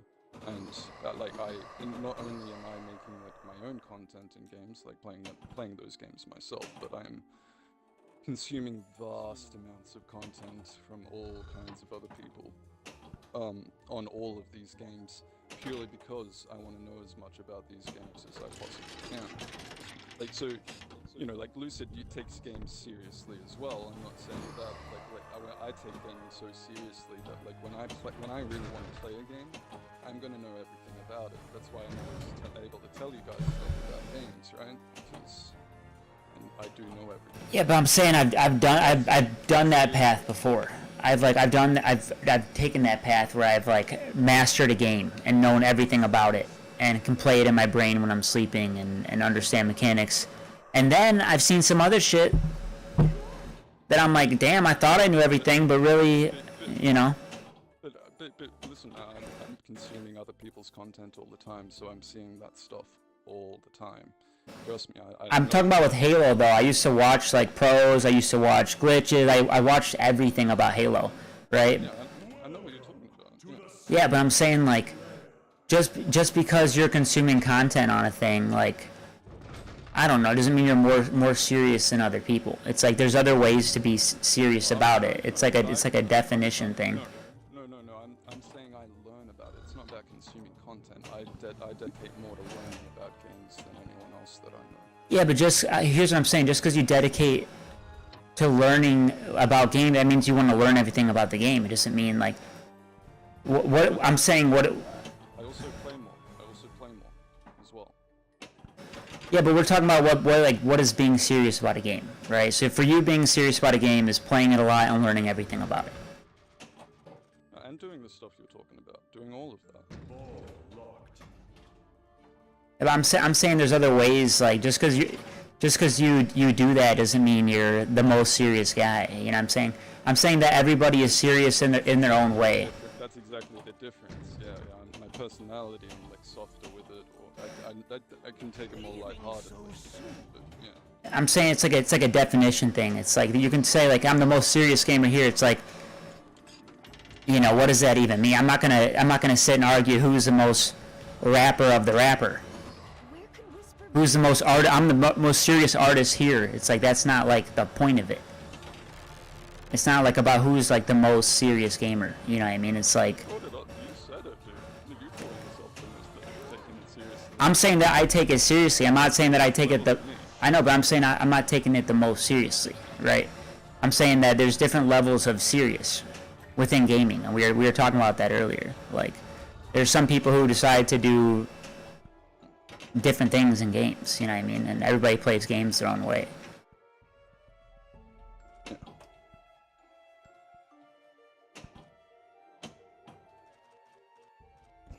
One thing that confuses me about Xbox's player base is there doesn't really seem to be many trophy hunters. Maybe there is, and I just don't see them very often. Achievement hunters? Yeah, I don't know. I just don't see as much of them as I did personally see on PlayStation. Which I feel like could be changed. I feel like that could be changed if they focused more on their game. I don't know. I've never been a big achievement guy. The only time I ever did that was for Halo. I did it for I did it on PlayStation. It was really enjoyable. It just when you switched over to Xbox, there was still sounds like the idea of a platinum trophy, or a very small percentage of someone getting this platinum trophy, drives you almost like it would drive you to go on the leaderboard. Sure. The leaderboard, you're like top 0.1%. It was the same with it was the same with me on PlayStation. It was a lot more enjoyable to go for trophies at 0.2%. 1 centimeter drop, and the only reason the number was that high is because it could physically be any lower, you know? Sure. I enjoy that, but I don't get the same satisfaction doing it on Xbox for some reason. Whenever you, I think whenever you tap into a new system, it's less, like, I can't really talk right now, I'm fucking pinballing, dude. It's like, let's say, I'm trying to think of an example. I agree. I know what you mean. Exactly. Well, you try to explain it then. No, it's yeah, just like whenever like so it's like for you it's like a very similar system or whatever, but I don't know, the first time I looked at gamer score on, even on when I got my Xbox or whatever, I didn't really crap about it. It's only like after you like build it up a bit and then you start looking at the leaderboards for it, which you can see those by the way if you go into your Xbox profile and you can like, see who's like coming first out of your friends and stuff like that. That's the most for that month or that week or whatever. But yeah. No, I'm sure like just because like you're used to the PlayStation, like it's up like a relationship with it. It's like I'm proud. I like all of my rare achievements in my games on Xbox. You know, like over time though, like initially I now I'm like, this is a rare achievement. Or skins, for instance. It's like you play one game and you get all the skins, and you get a new game and there's a million skins. It's like, well, I can't be fucked. You know, it's like it's interesting and it's cool, but it's like, you know, sometimes you play a game and you want to get all the stuff. Other times you play a game you don't. It just depends how much it's drawing you in. And that's probably a better point. Just that, yeah, for Joe, like a lot of the achievements that he's going for on Xbox would be the same achievements that he already got on PlayStation. well, not if it's a new game, you know, he might want to be that 0.1% on that one game, but it also depends how much you like that game and how much you want if you want to do that or if you're drawn towards it. And the loss of the points before, like I'm sure you'd feel a lot more attached to the Joe if you could transfer it from PlayStation to Xbox. 100%. Yeah, I've said that before. I've said the same with Hunt. I'd feel a lot more attached to Hunt if I could have brought, even though it was a worse KD and it was everything, I would have felt a lot more attached to Hunt showed up to bring my shit up on the other console across. Yeah, it's like an attachment, nostalgia. You know, we're all giving value to these meaningless things. So it's a really a personal thing. And then your values can change. You can care a lot about the game, and then you can stop caring about it. You know, it happens. Like I'm terrified of switching to PC because my game collection being entirely Xbox and well, console basically. It's also a lot, man. It's also a lot. Like, buy all of those games again, all the games you want to play. I'm pretty sure you do it in stages. Like, I'm not financially sensible, I shall say. You get a PC or something like that. Normally when I do that, nothing. Normally if I do that sort of thing, like I am like so if I was to get a PC, all I would get on it at first are PC only games. So you know, like that I would at least like have some sort of reason or like maintain some sort of value for my console collection. But you know, like if I was to like fully just, you know, over time, yeah, just become like a full-fledged PC player, I would no doubt replace my entire library. There's only one game on PC worth playing. It'll be vintage one day. Kenshi, I'd murder one of you bastards. It's RuneScape all day, every day, dude. It's the only game worth playing. Rising Storm, I'd like to play Rising Storm. Squad was pretty fun. Played Squad before. Yeah, there's heaps of games on PC I'd love to have a go at. So there's like, Project yeah, like, I'd be able to buy, like, I'd be able to get a PC and just have like, the PC only library very easily. But you know, if I just got way more used to just using PC and never upgraded my Xbox or consoles and stuff. Skeletons! Run! Let's get out of here.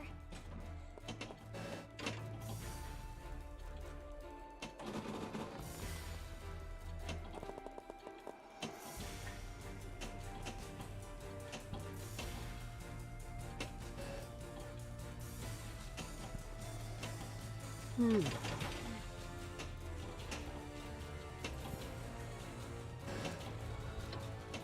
found a shortcut.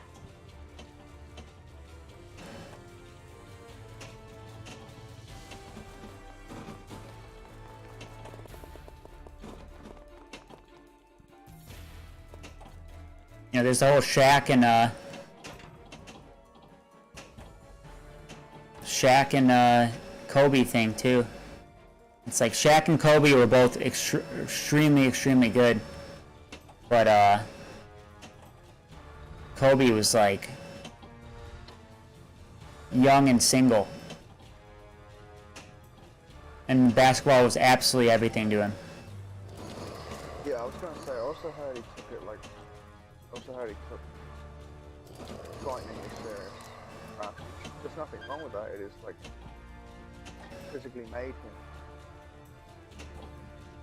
But Shaq had a family and kids, you know, and for him, like, you know, it was important for him to be a dad and stuff like that. And you get some basketball players who say, hey, this is a job for me, you know. And other people, it's their whole entire life, and both are right. And, you know, sometimes the other people wish they could, both people wish they could be the other people. And both would see value, you know what I mean? It's like, I don't know, it's like, there's no right or wrong way. The reality is that most people won't ever be Shaq or Kobe Bryant. That's the reality. I'm saying those two would, like, if they had to switch places, like, you know, I'm sure there's traits. No, do you get what I'm saying? Though? Like they're both extremely they're at the top in the world of like what they're doing and shit like that. Like most people, they're top in the world for like a reason, you know, because most people are not going to achieve ever get there. Yeah, I like to analyze that stuff. It's a very strange view to have, because I'm sure Shaq didn't know he was Shaq when he tried. Oh, like, you never really yeah, know. no. But imagine if all of us tried, right? Then there'd still be a number one out of all of those that tried. It's just that all humans would be really fucking good at basketball. You know? That's my kind of world.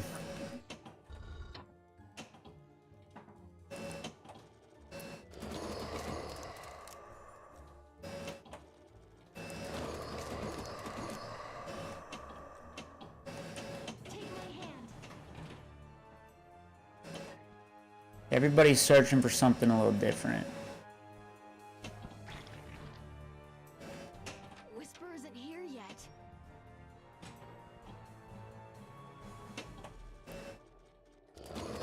Some people do Souls marathon runs.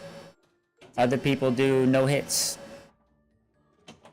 You know, I watched this one guy who did like a 200-hour Guinness World Record run where he was only able to sleep a couple hours a day and did all this crazy shit. And he sets, you know, has over 200 unique runs on Souls with different weapons and combos, and he's basically just setting up a legacy that, like, you'd have to be insane if you wanted to beat him in this. Why is he doing it in the first place? It's what he likes to do. There's other people who beat, you know, all 4 Souls games with not getting hit once, and that's their legacy, you know.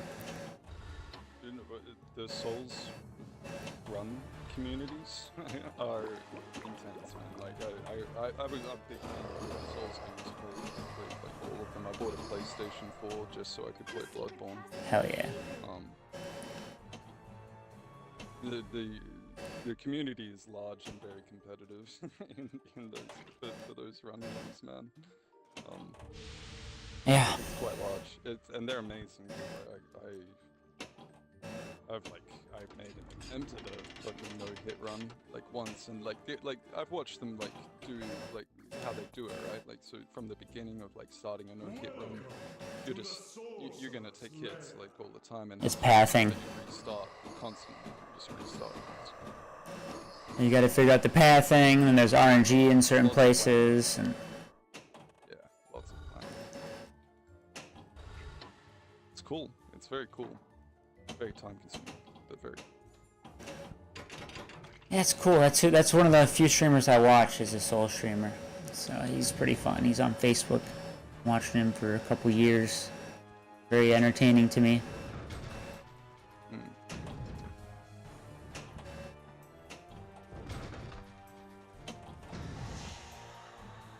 I've also watched, this one guy is #1 in Fortnite, and all his viewers are like, "Hey, you're #1. You should wear a crown," And somebody else is playing Fall Guys, and he's #1, and his viewers are like, "Hey, get a crown," And all these guys are wearing crowns when they're playing the fucking game. I'm like, you guys all look exactly the same, dude. It's hilarious.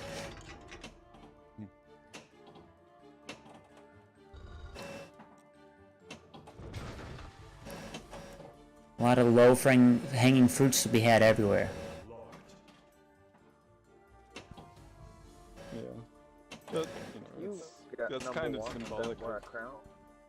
It's kind of symbolic of how gaming communities are like countries unto themselves, and they all have their own leaders. Yeah.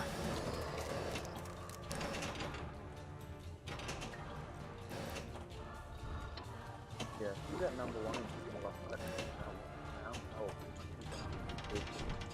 I'm not gonna wear a crown. That's what I decided after watching all these other people, because I'm like, I think it's pretty lame, but it's only because I've seen like so many people do it. I'm like, I don't want to be that guy, dude. Wearing a crown.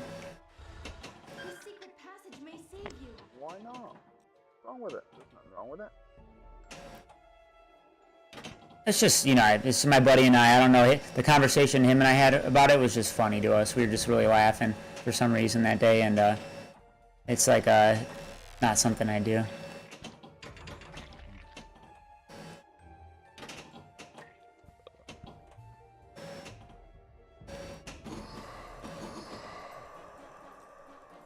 I'm not gonna wear a pinball crown. No thanks. Dye your hair gold or something. Do it that way. Don't need to wear a crown, but dyeing your hair gold is different. Hey, look, this guy dyed his hair blue. He looks like Ninja. Everybody's tapping into some kind of low-hanging fruit somewhere.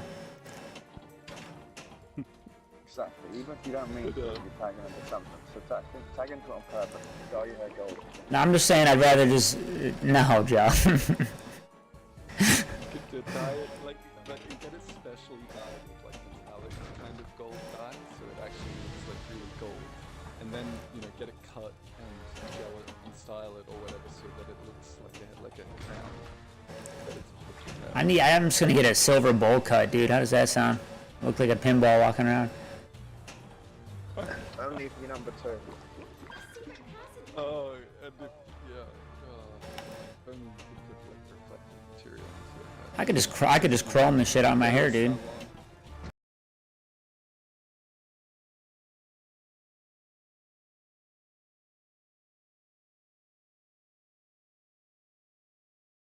I'm just blacked out.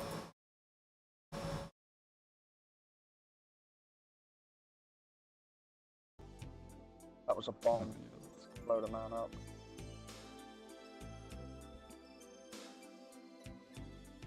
Now everything's super zoomed in. Okay, what the fuck? Oh, fucking died.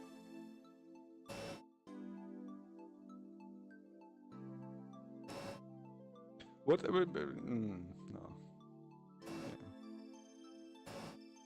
What were you gonna say? No. Well, I don't know, just like trying to come up with something to do with like Kingpin or something like that, From, Daredevil, the...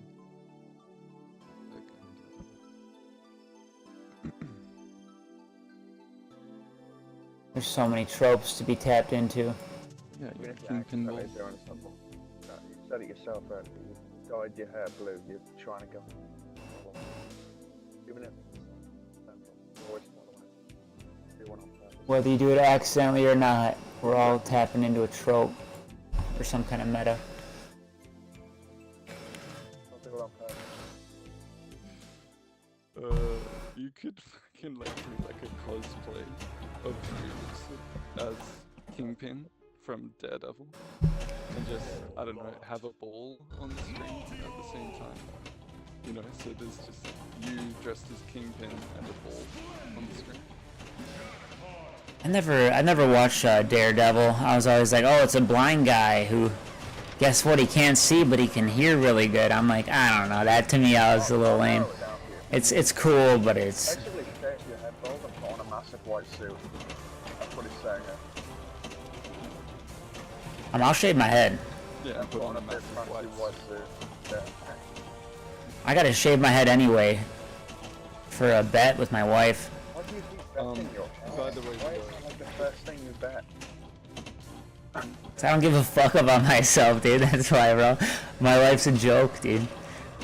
the modern the modern Daredevil series, the one that was made by Netflix, that is now on Disney Plus. It's really good. Very good watch. I've seen some fight scenes in it and stuff, but Arrow really turned me off to comic book TV shows, dude. Yeah, man, I know exactly what you mean. Same for me. But and it took me ages to give Daredevil a fair chance, because honestly, like I watched like the first season and I was like, yeah, this is just like Arrow and every single other one of the superhero shows. Fuck it. But Daredevil actually gets really good as it goes through. Like the Punisher was another one that was like quite different, because both of them get like way more violent than any of the other ones, and go to really dark places. So I watched Cage, dude, which was badass as fuck. Cage was sick. Yeah, but didn't they to me it was the same shit as Arrow. Same with Jessica Jones. Cage was cool. Cage is the black dude who's super strong and was bulletproof, right? But didn't they decanon that? Oh, I mean Disney bought it, and it's on Disney Plus. You know? Disney bought all of the Netflix made series, and they're all on like part of the Marvel stuff on Disney. And I'm pretty sure. Cage was crispy, dude. I don't know. Maybe they did decanonize it, but that would be weird because they did the whole Defenders series and shit. Yeah, I'm sure they did decanon it so they could redo Daredevil to make it guarantee. No, but they're continuing universe. Daredevil off where it left off. They're continuing Daredevil where it left off. Apparently. I've seen a Daredevil fight scene where he's in the hallway fucking a bunch of people up. I was like, crispy, that's cool. But just like, you know, the whole like, I don't know, it just doesn't have a big appeal to me. You're right, Daredevil, Hans. man. The end of the Daredevil on Netflix. The end of the Daredevil on Netflix was so hyped, man. It was like so devastating that they never continued because it ended up getting bought by Disney. And Disney's gonna fuck it up totally. Like they've already given him a new suit and included him in She-Hulk and stuff, and it's I know they're just not gonna do a good job of continuing where it was meant to go, because they just introduced Bullseye like right at the very end of the last episode.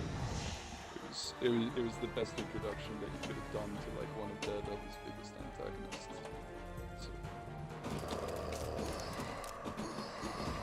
Yeah, here we got a guy named Bullseye who can shoot really good. Then we got a blind guy who can't see anything. You're summarizing it. It's good. Good. You're making it stupid. I don't know. Yeah, I am. Hey, look, it's a guy in a bat costume. Did you ever see that? I'm just a hater, dude. Did you ever see that movie with I'm forgetting his name right now. It's this like post-apocalyptic movie about like the biblical character, but it's not like ancient history. It's future history, kind of like the Mad Max sort of future. Book of something. Yeah, good film. Yeah, so that guy's Nah, I never seen that one, but I've wanted to. Daredevil as well. Except Eli gets his a bit differently, but I've just ruined the film for you. So now you don't need to watch it anymore. You can't spoil a 10-year-old film. That's fine. It's a great film. That thing's old. Why does he whisper anywhere? Be quiet, Hans. Don't you do it. Don't you dare. It's one of my favorite films. It's a pretty good. It is a pretty good. That's more stuff where if you tell me about it, I'm more inclined to watch it. Like when people are like, "Hey, you gotta check out this movie. It's super it's about this. I'm like, yeah, you're not spoiling if it's 10 years old, dude. No, It's your own fault if you haven't seen it by that it's point. definitely good. It's a cool film. So yeah, sure, yeah. I take I've wanted to watch it. time. Like I love watching. I love spoilers, to be honest, myself. Not love them, but Let a stupid old tree stop it doesn't like. People, Situational for me. people, like, can't like really spoil a movie or a book or anything for me because like or a game even like because like playing it to me is so much of a different experience to like being told or like watching someone else do it or whatever. To Sure. me, like the first time actually experiencing it myself for some reason always feels very fresh, no matter what. So. Well, of course, you're experiencing it. But sometimes the full experience can be the not knowing what's going to happen as well. Yeah, but like just like what you were saying, like sometimes that stuff can make you want to watch something more. Like sometimes it's something that you're like, you know, do I want to waste my time or whatever, and then like you kind of need. Exactly, yeah. Especially with older things. Yeah, it depends. It's all on based on like, you know, how I'm feeling that day. There's not really any solid logic behind it. It's a very Mad Max-esque kind of movie. You know, like Fury Road. It's not like it's nowhere near as like gaudy or it's more serious than that. As a movie. Yeah, it's a cool like post-apocalypse movie about like a lone gunslinger who, as you know now, happens to be blind. What? Living so soon.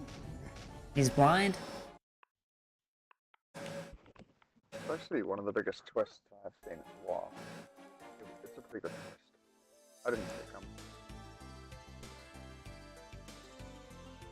You know what Norm Macdonald says I tell you, it doesn't make about the crocodile hunter? still a good movie watching it the second or the third time, you know, even after you know the twist. So yeah.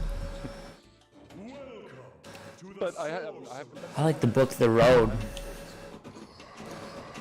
Yeah, I'm full full. twist. So Take my hand. I spoiled One Piece for myself, which I was fine with. it's so tempting to spoil yourself on stuff like that, man, because it's just so far away. There's some people who die without even knowing what happens at the end. I'm like, yeah, I'll watch these theory videos. I don't give a fuck. And the theories now are very accurate. They're pretty much heavily weighted on the correct side. And I'm like, yeah, I'm okay with that. I'm still going to enjoy the episodes because you can't take the magic out of One Piece. And, you know, it's fucking... I might die before I finish it anyway. Yeah.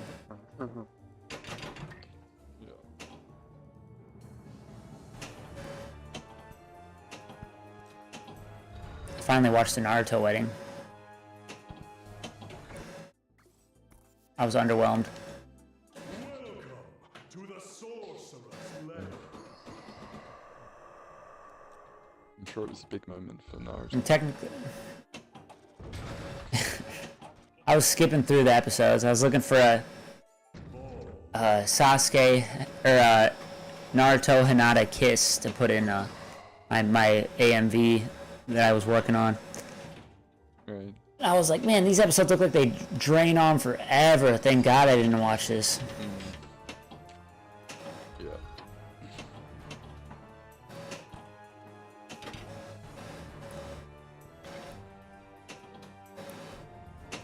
The Great Ninja War was sick though, dude.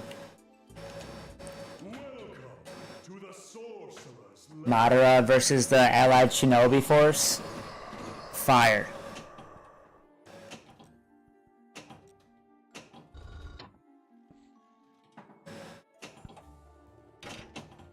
Don't be afraid. And there's a scene where Obito, he's fucking, he's sitting there and he's like, what? Am I sweating? And then he looks up and realizes it's raining. He's like, oh, no, of course not. These fools can never make me sweat. Or whatever. It's like this fucking crazy line, dude. Where he's fighting a whole entire fucking all the armies of the nations, and it's just wild. That's pretty cool.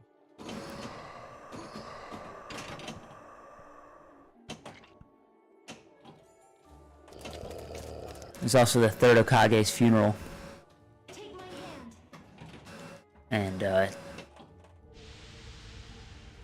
wait, not the third. I don't know who died actually, but it's like raining during the funeral, and then the third Hokage's like, even the heavens weep.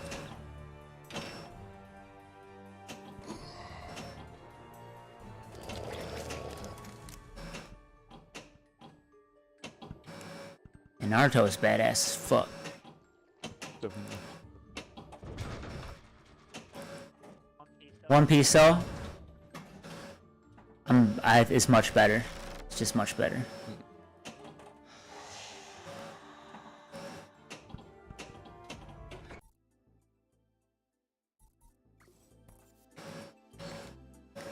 I really need to catch up on One Piece.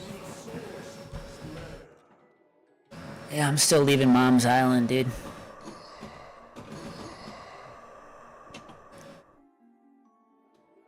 I'm still all the way back at the death of White Dude.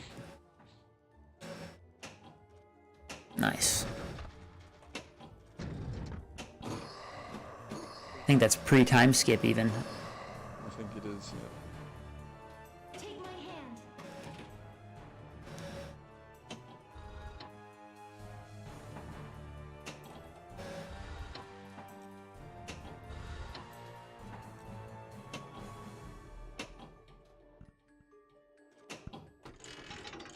So many episodes.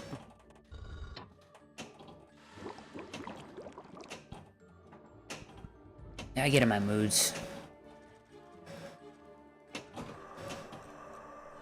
Yeah, it's definitely something like to like develop an appetite for.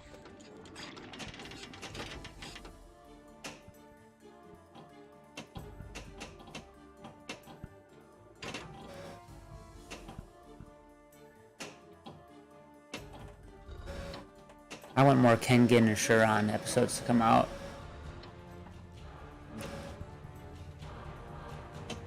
I told you about that one. That's like the better Baki. Yeah. Yeah, I have to. I think I've watched it once. You would remember, there's that one really skinny dude, skinny businessman who's put in charge of handling like underground fights and shit. And he's like, ah.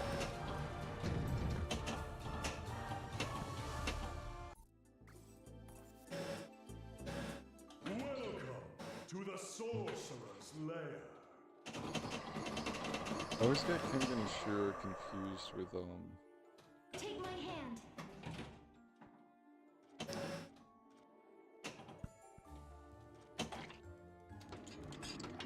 the other one about the gods versus humanity. I can't remember what it's called. No, you didn't like that one. That's Records of Ragnarok. They finally came out with season 2. I finished that one. Did you start liking it? I never had any problems with it. You were really against it.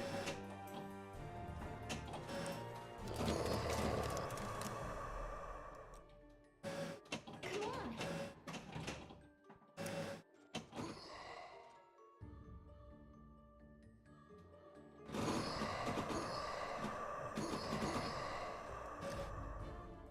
Don't be afraid. Definitely not one I would highly recommend to people, but I enjoyed it. Kind of similar, right? Record of Ragnarok and Kengan and Shura. No. Nah. Kengan and you know, you remember Record of Ragnarok's about. It's all the gods are choosing to destroy the world, and then they're like this one Valkyrie who's like basically a champion of the people is like, hey, it says here in this contract, you know, you can't destroy the humans I must if have- they agree to do a. Oh, yeah, I must have watched it back when it came out because I've watched all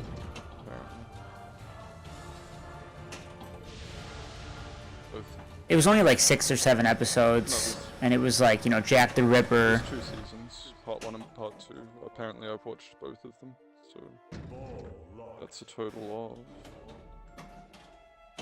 Season 2 like just came out, I think, but it could have been out a while ago. There's a total of 24 episodes. Each season has 12 episodes. We might have got it here in Australia first, because it is like Japanese anime, right? So, like Netflix. Oh, I was watching the English dub. I see. Oh, so was I. So was I. We just might have got it first, just because of the way licensing like works differently between Netflix Australia and Netflix like in different countries. But like, So here's what I need to ask you. Did you finish after the Buddha fight? Was there anything else, or was that it? the Buddha fight. Oh, like I said, It's where Buddha fights the 7. He fights like all these 7 Japanese gods who turn into like one person who's like a demon. And he has to fight like this like crazy looking demon thing.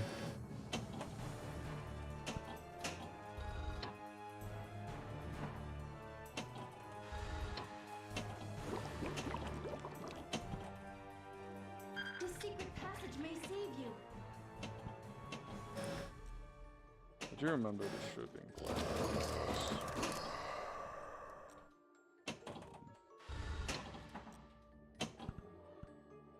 In terms of, yeah, like, being like Bach.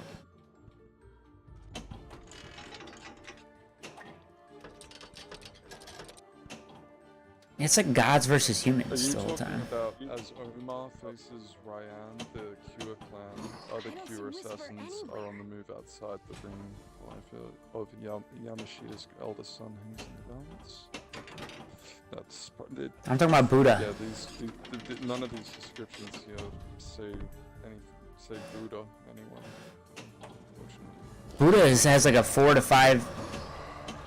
5 episode fight.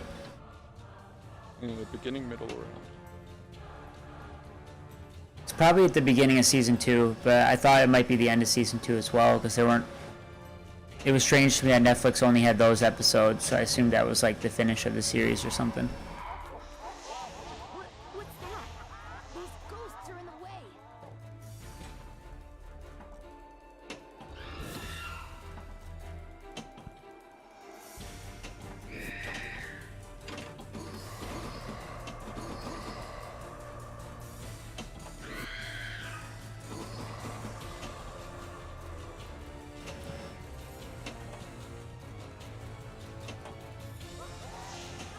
The ghost! It's back!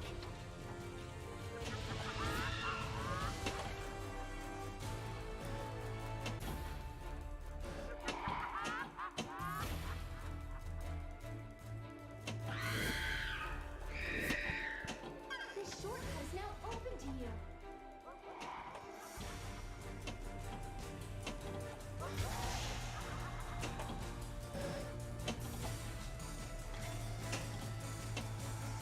Interesting. I don't know like what's going on with the descriptions and like why none of them mention Buddha at all. Records of Ragnarok, that's what you're talking about, right? I'm talking about King and Ashura.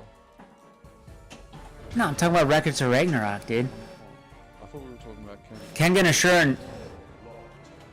No, I said Records of Ragnarok and gods fighting. No, I've seen People. I'm telling you that I've seen all of King and Ashura is what I'm trying to tell you, not Records of Ragnarok. Oh! Yeah, Kengan Ashura is more similar to Baki, for sure. Yeah. Now we're on the same page. Yeah. And there's 2 seasons. Kengan Ashura was, Yeah. yeah, there's 2 seasons. Yep. Yeah. And Kengan Ashura was cool. It was like, you know, you got that one little skinny CEO dude. And he's like freaking out the whole time, but he's also like really a good person. Yeah. And he's like intimidating these like high level CEOs just by being like super genuine, and He doesn't realize he's betting like millions of dollars. He's always freaking out because he's like hundreds of millions of dollars in debt. It's fucking hilarious. Very enjoyable. Yeah, for sure. No, I definitely enjoyed that much more than Records of Ragnarok. How far did I make into that? You told me you did not like it at all, dude. You were like, you told me you watched a couple episodes and you're done with it. I don't know, something about it. So I made it up to episode 9, right? So like there was enough in it that I was willing to continue watching, but I think just the writing style and the dialogue and the way like the story went and stuff like that is all what put me off it. It was cheesy. It was cheesy, kind of lame. Like I'm saying, I wouldn't necessarily recommend it to people. I wouldn't. I'm not on my top. You know, my top anything. Where Cyberpunk, I'm like, I still would put that in my top 5. I really enjoyed Cyberpunk. Yeah. Well, you know, there's a lot of great animes. I like Code Geass more than Death Note. Code Geass is top tier for me. Like, they're very similar shows though, hey? But yeah, Code Geass is the one I would recommend. Like, Death Note's the more famous one and the more well-known one, but Code Geass is a much more enjoyable time. Code Geass is also like, it's more, Death Note's more like, it's more like emo boy versus the world. Yeah, it's so good. I like it, but you're right. Like it is kind of like it's corny, ridiculous watching it like as an adult because he is so just like I'm furiously writing people's names down in a book, and there's like the music is just all like gravitas music while he's just like furiously writing people's name in a book, and that's like the action scenes and shit. And it's just... Well, also the whole thing with L, and L's like, you know, I need to be sure it's him. You know, it's like, dude, you know for sure it's fucking him. Yeah, yeah. You know what I mean? Like, it's too over the top a little bit. The way that all works, man, is the most ridiculous shit ever. Like that could, I don't know, that L could work out anything, or that fucking what's his name could work out anything either. Death Note dude. It's just laughable. Yeah. Like, they all just like come up with the right answer just out of nowhere, and they try to like cover up that they're not explaining it properly with some dialogue, but they never actually explain properly like how any of them like come to these conclusions or anything. It's got nuggets. It's got some great nuggets in it where he's like, Yeah. I told you this was being broadcasted to the world, but really it's just the Kanto region of Japan. And based on the time of deaths, we assume you're a high schooler. Like, there's a lot of stuff where like great, that's awesome, but then there's other stuff later where it gets too far stretched. But where Code Geass, on the other hand, starts off a little crazy, but then like it's so the finish and the way, you know, he basically martyrs himself, and it's like a much better ending. Well, you know, it's a 10-year-old thing. It's a pretty underground one. Most I'm a fan of them. You might like, don't have if anything there was an against anime that you would like, Joe, I reckon it would be Code Geass. There'd be a pretty good chance that you'd like it, because it's all about Britannia. And it's about the Britannian Empire. It's about like an alternate future where Britain's empire continued. And the main characters are all like Britannians, and so the main character himself, the Lush, is a Britannian prince. And it's this... And very political, very war-driven, very a lot of strategery going on. Oh, maybe I might give it a go.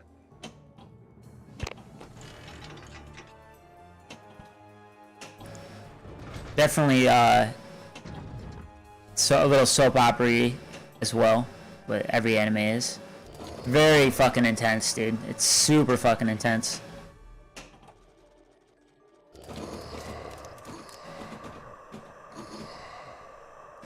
One of the best. I would put that one on my top 5. Definitely. Steins Gate, I enjoyed thoroughly. I've accidentally gone down That's, the rabbit hole of listening to the stupidest Spotify songs I've ever heard. But like, they're purposefully bad. What? But did you listen to that Richard Cheese song, Joe? What's Were it you called? What's it called? talking about Richard Cheese? Yeah, what you choose with the whole elevator music, yeah. Down with the Sickness was my favorite one. I loved it.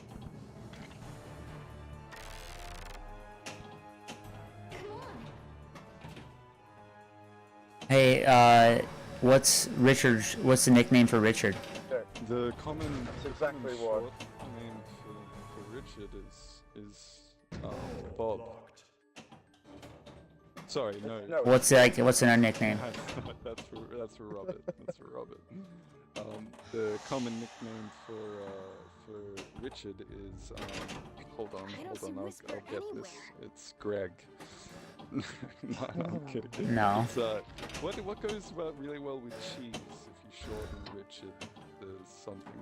Exactly. That I was a fan of Richard Cheese for years, and I never got the joke that it was short for or long for Dick Cheese. I never understood. Love the Dick Cheese. Actually a thing. I Yeah. know a guy who was. I used to know a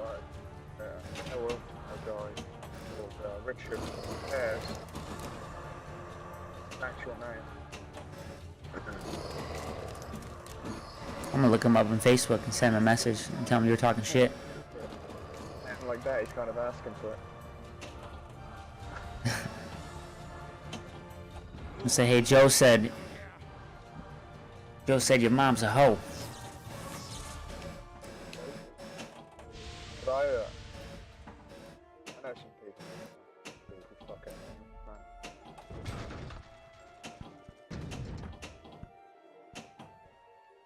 You can't pick what name you're given.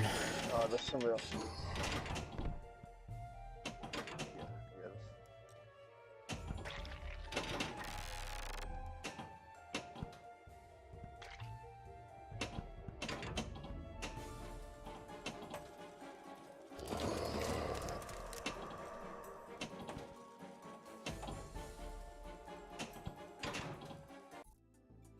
Fuck, dude, the ball is just so quick.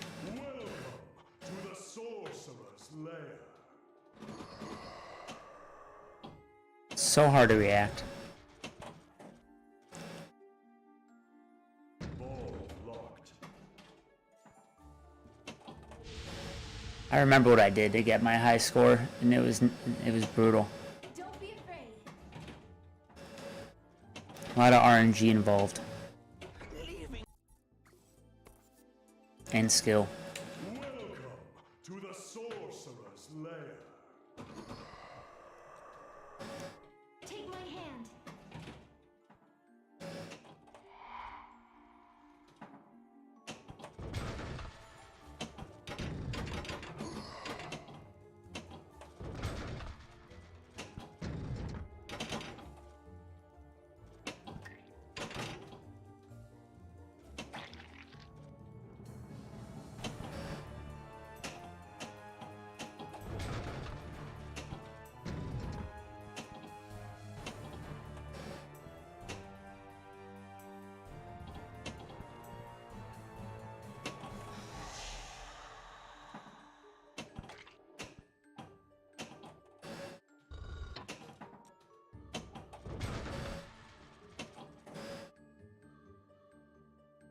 Ball If I was really taking pinball serious, I wouldn't be in the party. This is more just re-getting used to I don't see how to play the game.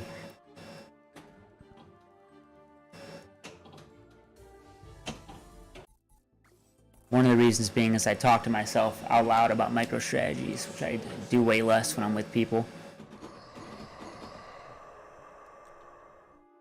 Come on. Just do it right and mute your mic, then you can have full conversations with yourself and no one's any the wiser. No, I'm streaming. And I also have to hear things while I'm talking. No, that, So it like interrupts my own thoughts. was way too quick for the stuff not what even brought up by yourself. That's fucking great. What do you mean? The way I said that, and you immediately said, "No, I'm on stream." The second I finished. Oh yeah. No, he talks to himself on stream all the time, sure, it's just... But yeah, actually, yeah, that's a good point, sure. Like, why did you say, what difference does it make if you're on stream? You do that. What's the question?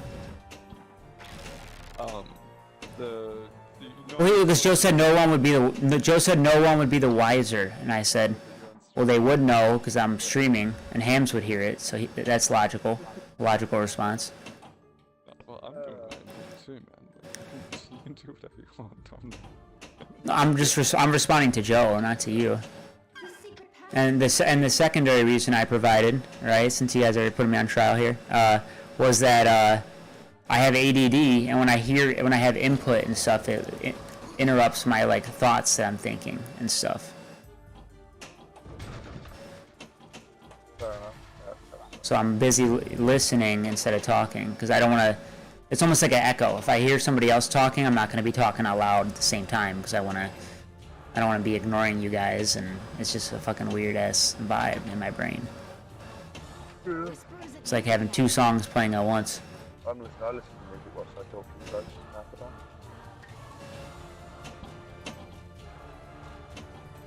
I listen to lo-fi when I play pinball sometimes.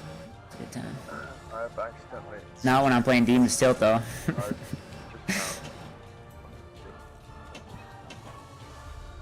I keep Sorts sending of names. music.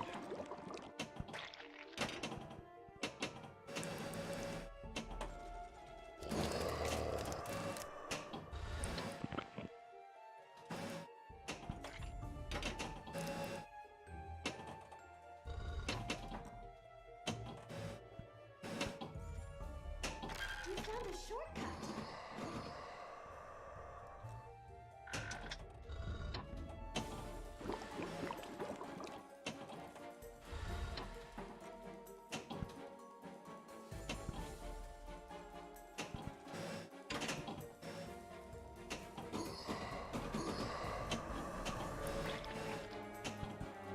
I don't see Whisper anywhere.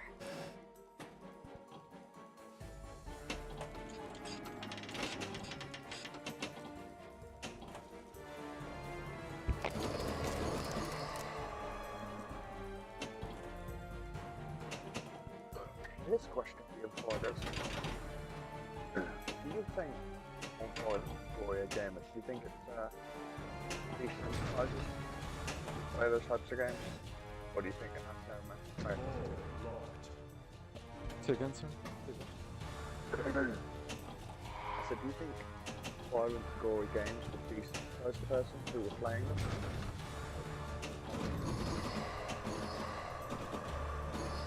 Oh, it's been studied up and down.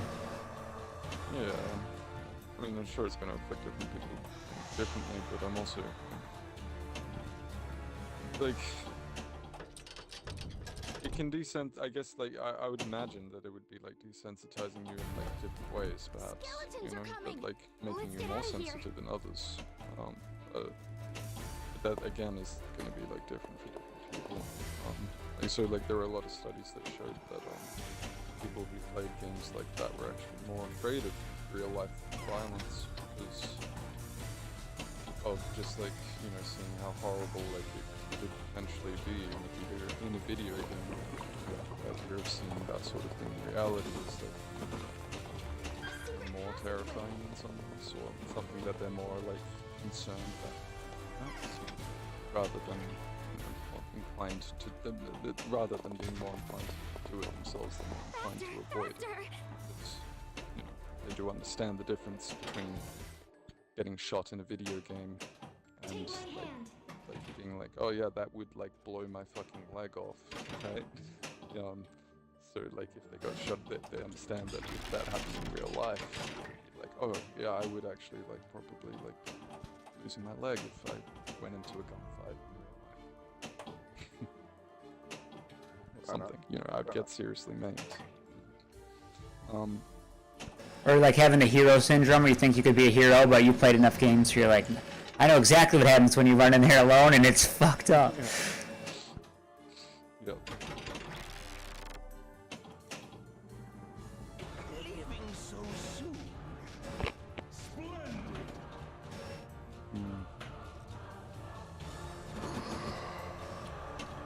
You could also be argued that video games are a good outlet if they have violent tendencies.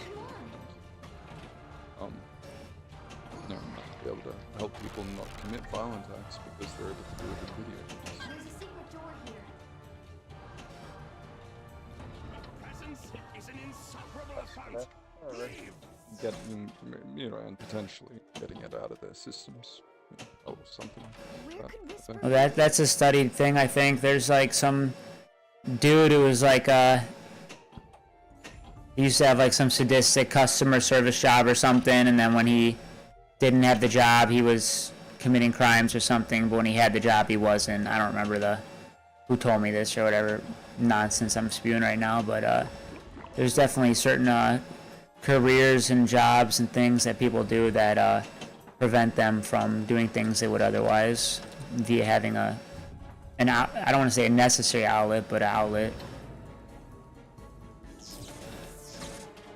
But I can't also say I'm very confident that that's 100% correct, because I don't know. I can't remember where I heard it from. It's my buddy. A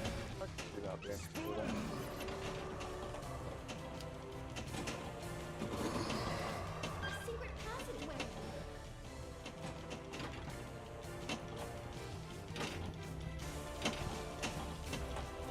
I'm no scientist.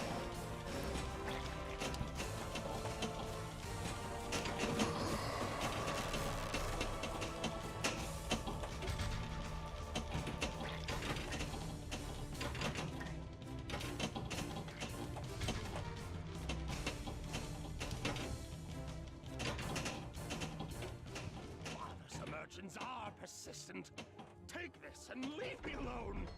Leaving so Dang it. soon.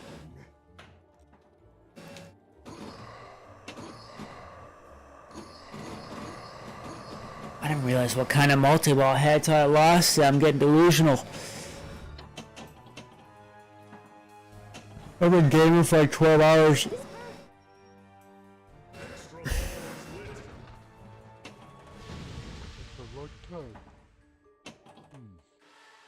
This shortcut is now open. I haven't really been doing a morning push lately, and normally I just stop when I take my girl to work. Play with them. Come and catch me.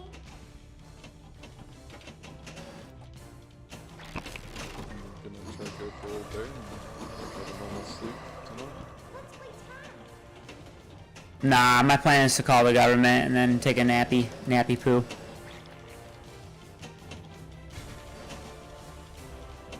I don't got a job right now, so I don't gotta do anything. I'm on vacation all month.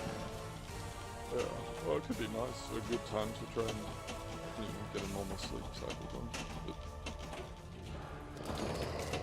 I mean, I had a normal sleep cycle for a while. You know, it was enjoyable to an extent, but what I'm really trying to do is have a normal streaming cycle, which has been I stream 11 until like 6 in the morning most of the time. So been doing that really consistently and getting, you know, two to three viewers.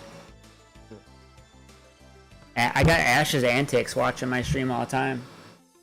They're probably here right now. Ash's antics. Okay. Yeah, they're beating you on the leaderboard as far as viewership. Oh. Beating me on the leaderboard as far as viewership. Yeah, Crazy. by double. What? Okay. Good. Good. Yep. Yeah. You have 575 points. And you never gamble or do anything with them on the slots or nothing like that. And then neither with Ashes, they don't gamble. They got 1,000.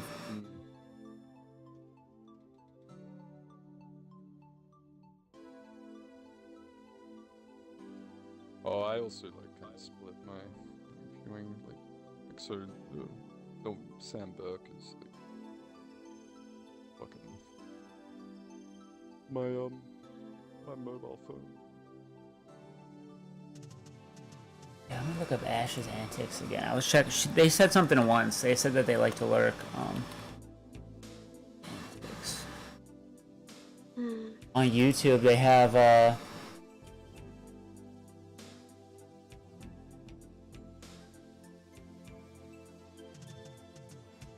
1,410 subscribers.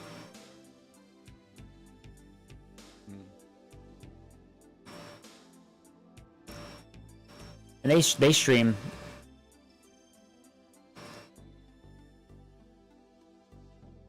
Stream DayZ.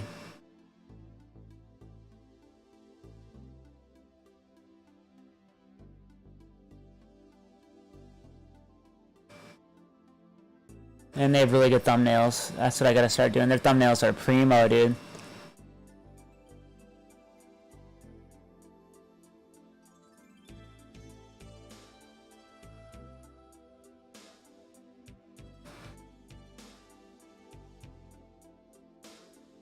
I just looked this up yesterday for the first time though.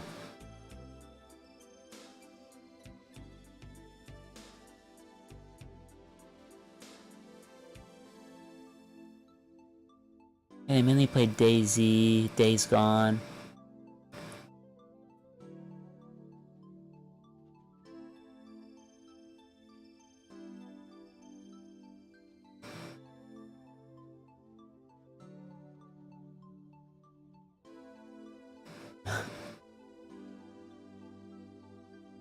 I'm gonna watch one of their shorts. Let me check this out.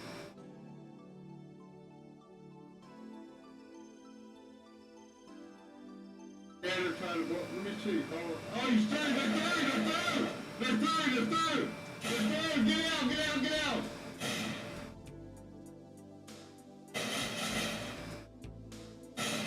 They're through, guys. They're through.